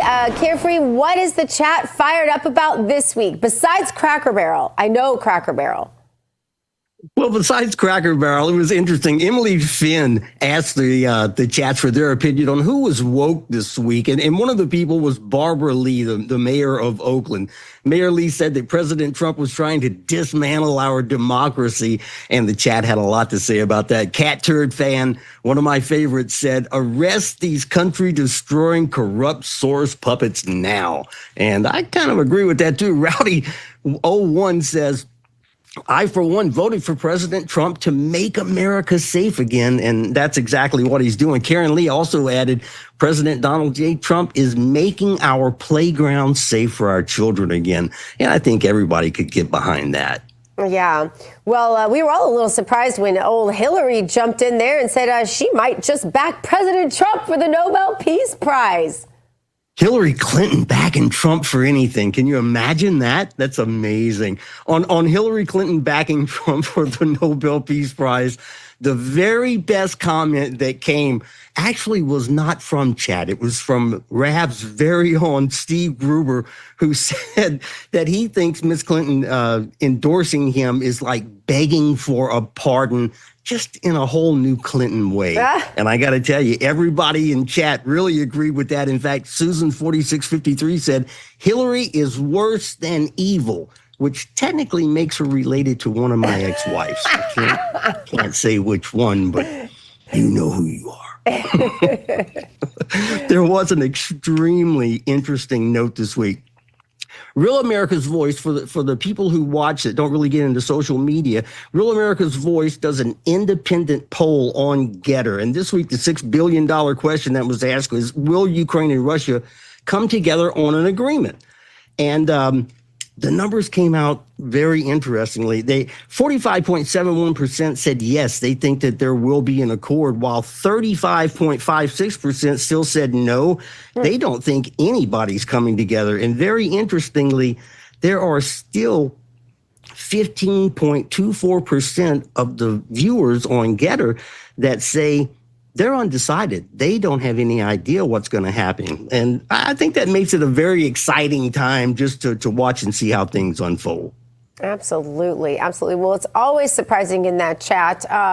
What's the most amazing thing that happened in the chat this week? Well, I can tell you the one thing that amazed everyone, Dr. Gina, including me, was Real America's Voice. Real America's Voice gave us continuous coverage of everything that happened from the Oval Office to Alaska, back to the Oval Office. Brian Glenn, the entire Real America's Voice crew has been incredible and amazing. You've actually put us in the room to see what made these talks so unprecedented. And Rav was in the room while history was being made, which made all of us that support Real America's Voice so incredibly proud. You've come a very long way in a very, very short time. There's been magazine articles written about how far Real America's Voice has actually come. And on behalf of all of the viewers, we just want to congratulate Real America's Voice on a tremendous job of keeping us informed. We really appreciate the work that you've done and continue to do. Well, I know that everyone here would say that it is absolutely our audience that motivates, inspires, and continues to teach us also. I think that's an important part of doing what we do, is continuing to learn from our audience. Thank you so much, Carefree. Amen. And thank you so much. God's truly blessed us this week. And as we go into the weekend, it's on to you to remember you're never completely dressed until you put on a smile. Have a great weekend, and I'll see you soon, Dr. Gina. You too, Carefree. Thanks so much. All right, now we want to welcome another of our favorite guests on American Time. It's not your turn yet, Colby, but I know you're anxious to come. Rav's very own Donna Fiducia, the co-host of Cowboy Logic. Donna, I want to talk about what we did last week so badly, because that was really one of the coolest, life-changing experiences for me. And Donna, I wouldn't have been there without you. And I'm referencing, of course, the time we spent with the largest gathering of J6 political hostages, now heroes, in really since they were all incarcerated together. And they told us, and I thought the most amazing thing was they told us they watched us every single day while they were in prison. And they said they'd get so depressed, when we weren't on, or when it was, programming before we brought on shows like yours on the weekends. And we didn't have a lot of programming on Rav yet because we were a startup. And they said they get so depressed when we were off air. It was amazing. To talk to them, to hear from them, their stories. I'm so inspired. In particular, Robert Morse, I can't believe that a Benghazi hero like him, Donna, ended up being wrongly imprisoned with his Legos stolen from him, and then being told he was the orchestrator of the whole entire, insurrection because he had a Lego set. A Lego set instigated the entire Fedsurrection. It's insane. It totally is. But Dr. Gina, a lot of people don't realize you yourself were a J6er. You kept saying, no, not me. Well, look at what Ed Martin said even this week. People who were put on a terrorist watch list, like yourself, suddenly, as soon as Donald Trump gets in, well, you know, it's okay. You're off the terrorist watch list. Yeah. So that goes to show you how much Big Brother is watching. Those are the two words I really want to stress today. Big Brother. And, you know, we were one election away from communism. We really were. It's not even just socialism. It's communism. The double standard is mind-blowing. And you want to talk about John Bolton getting raided. Let's look at all the J6ers whose homes were raided. Captain Chris Cuney, whose wife had a miscarriage the next day. His son terrorized. He was only 4 or 5 years old at the time. Then you've got Connie and Kelly Meggs, Oath Keepers. They're Catholic. They were arrested and raided on Ash Wednesday.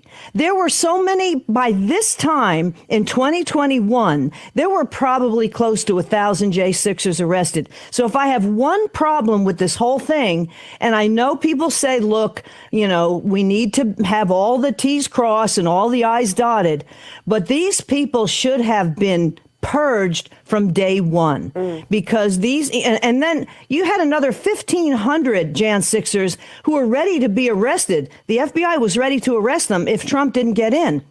And those are a lot of the people who have been finally purged. My question is, why did it take almost 9 months? And then on the way out the door, they're screaming that their civil rights were abused and they should have had, you know, due process. I don't think so. Yeah, I was just going to say, Donna, you and I and some of our audience members very likely may have been on that list of the next 1,500 that were to drop if President Trump didn't win. And I think that's something not to forget. But the thing is also, you guys, is that if, God forbid, a Democrat gets in next time around, who's to say it's not going to stop again? Because this has been entrenched for decades. This needs to purge. We need a total purge. Quite honestly, I think the whole FBI needs to go, but that's just my opinion. You've got loss of rights after 9/11. And, you know, when you put in the Department of Homeland Security, which to me always is the opposite of what it really is named. And then you've got a lot of people at that time who were very patriotic, and that brought everybody together. And then all of a sudden, now you've got this great divide now in the country, causing the people who served after 9/11 to be arrested at 75% of the Jan Sixers. So it was a Fedsurrection. And this is scary because what we're seeing is a color revolution. That's our country attacking the American people. We pushed our weight around the world. We changed governments around the world, rightly or wrongly. But when it was the American people getting attacked by our government like it was on January 6th, that's a huge problem. And that's also a reason why they refuse to put out all of these videos. Many of them are out right now. We've certainly seen them and shown them on Cowboy Logic. But we need to have a true investigation. And these videos need to be shown to the public because most people who listen to mainstream media have been gaslighted for so long, they believe the BS. I won't say the word. Donna, as you described it, we need a true investigation, but does that go far enough? It seems to me that accountability is what this ultimately comes down to, and what many like you and me and others want is some real accountability, which brings me to the idea that President Trump has fired FBI leader or an FBI leader who refused to fire J6 investigators. Are you starting to slowly see some accountability? It's slow, but would you agree that there is starting to be some accountability or not really from your perspective and the perspective of the J6s you talk to? Certainly not as fast as I would like. My problem is you've got 8 months of the bad guy in there, seeing how Kash Patel and Dan Bongino are operating, possibly feeding people, having access to all the intel. Again, when Donald Trump lost the election in 2020, Joe Biden purged just about everybody, like the Bureau of Labor Statistics story. That woman was put in there almost from day one. She's the one who basically is screwing around with statistics so that our interest rates are messed up. Well, we finally got rid of her, but 8 months later, the damage is done. It continues to be done. And I agree, Terrence, it's just not fast enough. At least we're starting to see some cracks in the facade. Hopefully it will start, but The real problem is, I think the Republicans just try to play nicey nice, and they got to stop doing that. Whereas, as Steve Bannon says, the Democrats play smash mouth. And from day one, everybody gets arrested, everybody gets raided, and all this other stuff. Well, we need to start seeing some movement here, and maybe it will start to happen. And I'm seeing the chat, by the way. I love the drummers in the chat. You gotta love you guys. Man, that is just part of our Cowboy Logic weekend barn party. Donna, I know the chat loves you too. Give us a preview for what's going down in the barn party this weekend. Well, we're actually going to take you guys on a tour of the Resistol factory in Garland, Texas, to show you how the hats are made. Our CBD guy also, Tim Roberts of PatriotsRelief.com, he's going to be on. He has another angle, too, because he's an insurance salesman, and he's talking about how he's seeing a spike of younger people having issues and a lot of extra, I should say, passing away of younger people, which didn't happen before the vaccine. And J6 siblings, Olivia and Jonathan Pollock, they have an amazing story. You guys are not going to believe that one. They do. They are amazing. They were on the run, you guys. I met their parents. I met their dad. We went to dinner. He's the one that met the president that night and told us that his children were literally on the run. And that's the children. You guys have to watch this. They are so cool. Yeah, they are very cool. And so it's a very different story. And it was just awesome to meet the crew from RAV and certainly all the Jan Sixers. Believe it or not, we met many of them for the first time as well. We've had them on our show, some of them dozens of times, but we only really heard them because they were still in prison. So it was great that they're out now, and we do thank Donald Trump for that. Really beautiful, really beautiful. And after the whole day was over, my husband ended up going to the beach to pray with all of them until like 1 a.m. I had to get up and get on a flight, but just an amazing day, Donna. I didn't know. Oh, that's awesome. That's awesome. Oh, Donna, sounds like you have a great show coming up. Thank you so much for joining us this morning. Thank you, guys. Love to all. Thank you, Donna. We love you. Coming up, we are spilling some tea with Artillery Tea Company's founder, Mike Britton. All the details on their America First products that you want to try. Stay with us.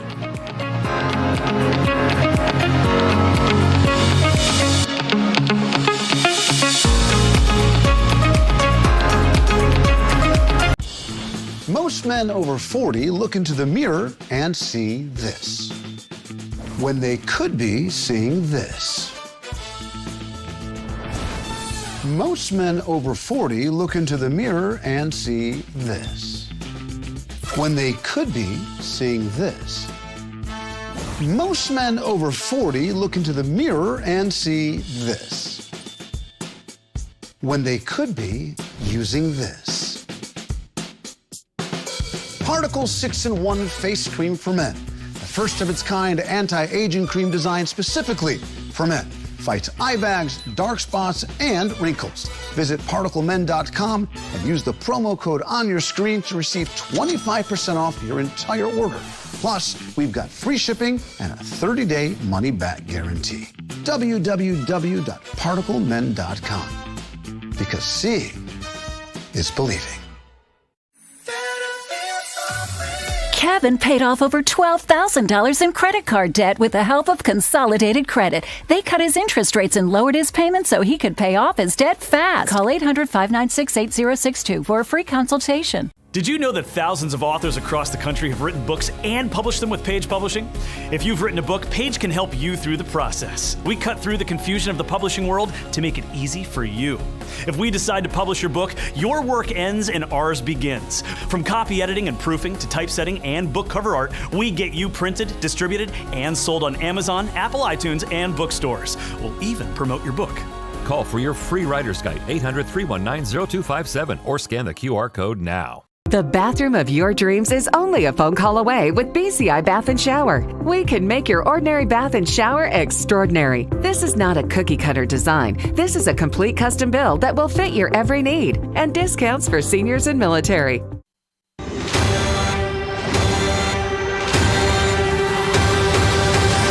Let's spill some tea. Let's Spill Some Tea is fueled by Artillery Tea Company. It's the only America First veteran-owned tea brand, and their mission is to maximize flavor with whole leaf blends and chemical-free tea bags. No junk, just real tea. Here's the tactical advantage, by the way.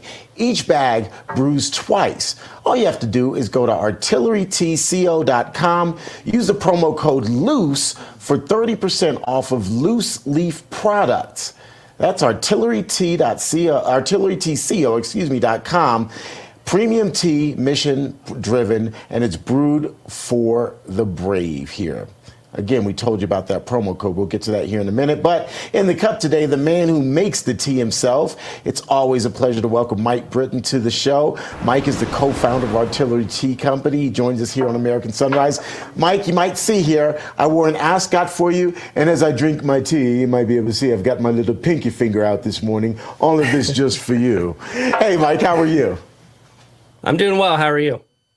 Doing all right. All right. So we just shared that promo code LOOSE, and that's 30% off of loose leaf tea. What does that mean? When I think of loose leaf, I think of paper, and that's partially because it's back to school time here in my area. So tell me about loose leaf tea. Yeah, I think for a limited time, we've released loose leaf versions of our two most popular flavors. One was the Morning Moab, the breakfast blend black tea.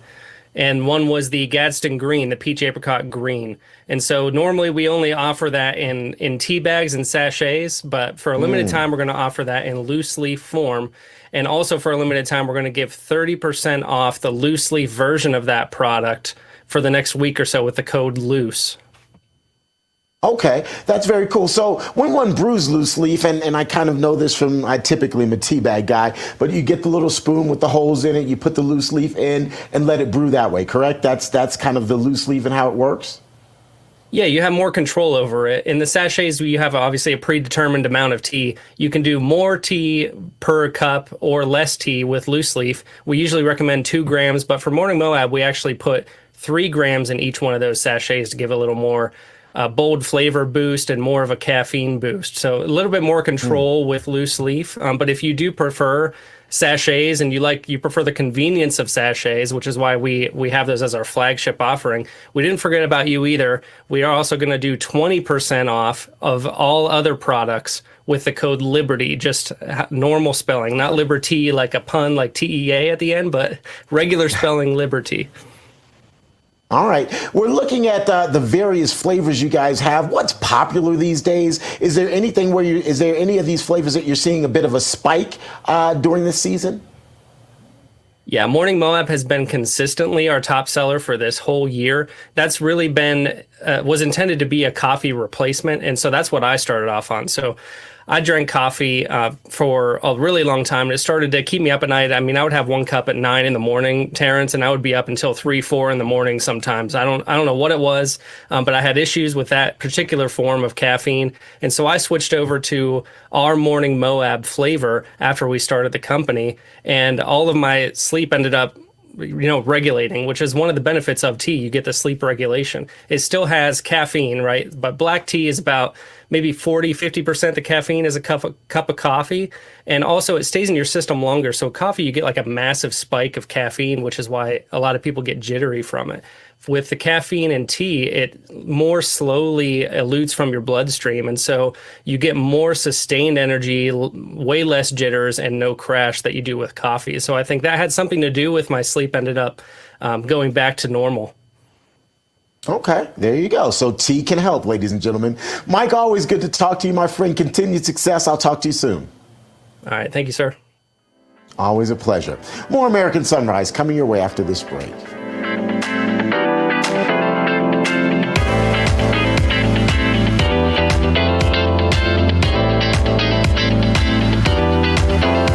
Tired of the hassle and high costs of selling a home? We can help.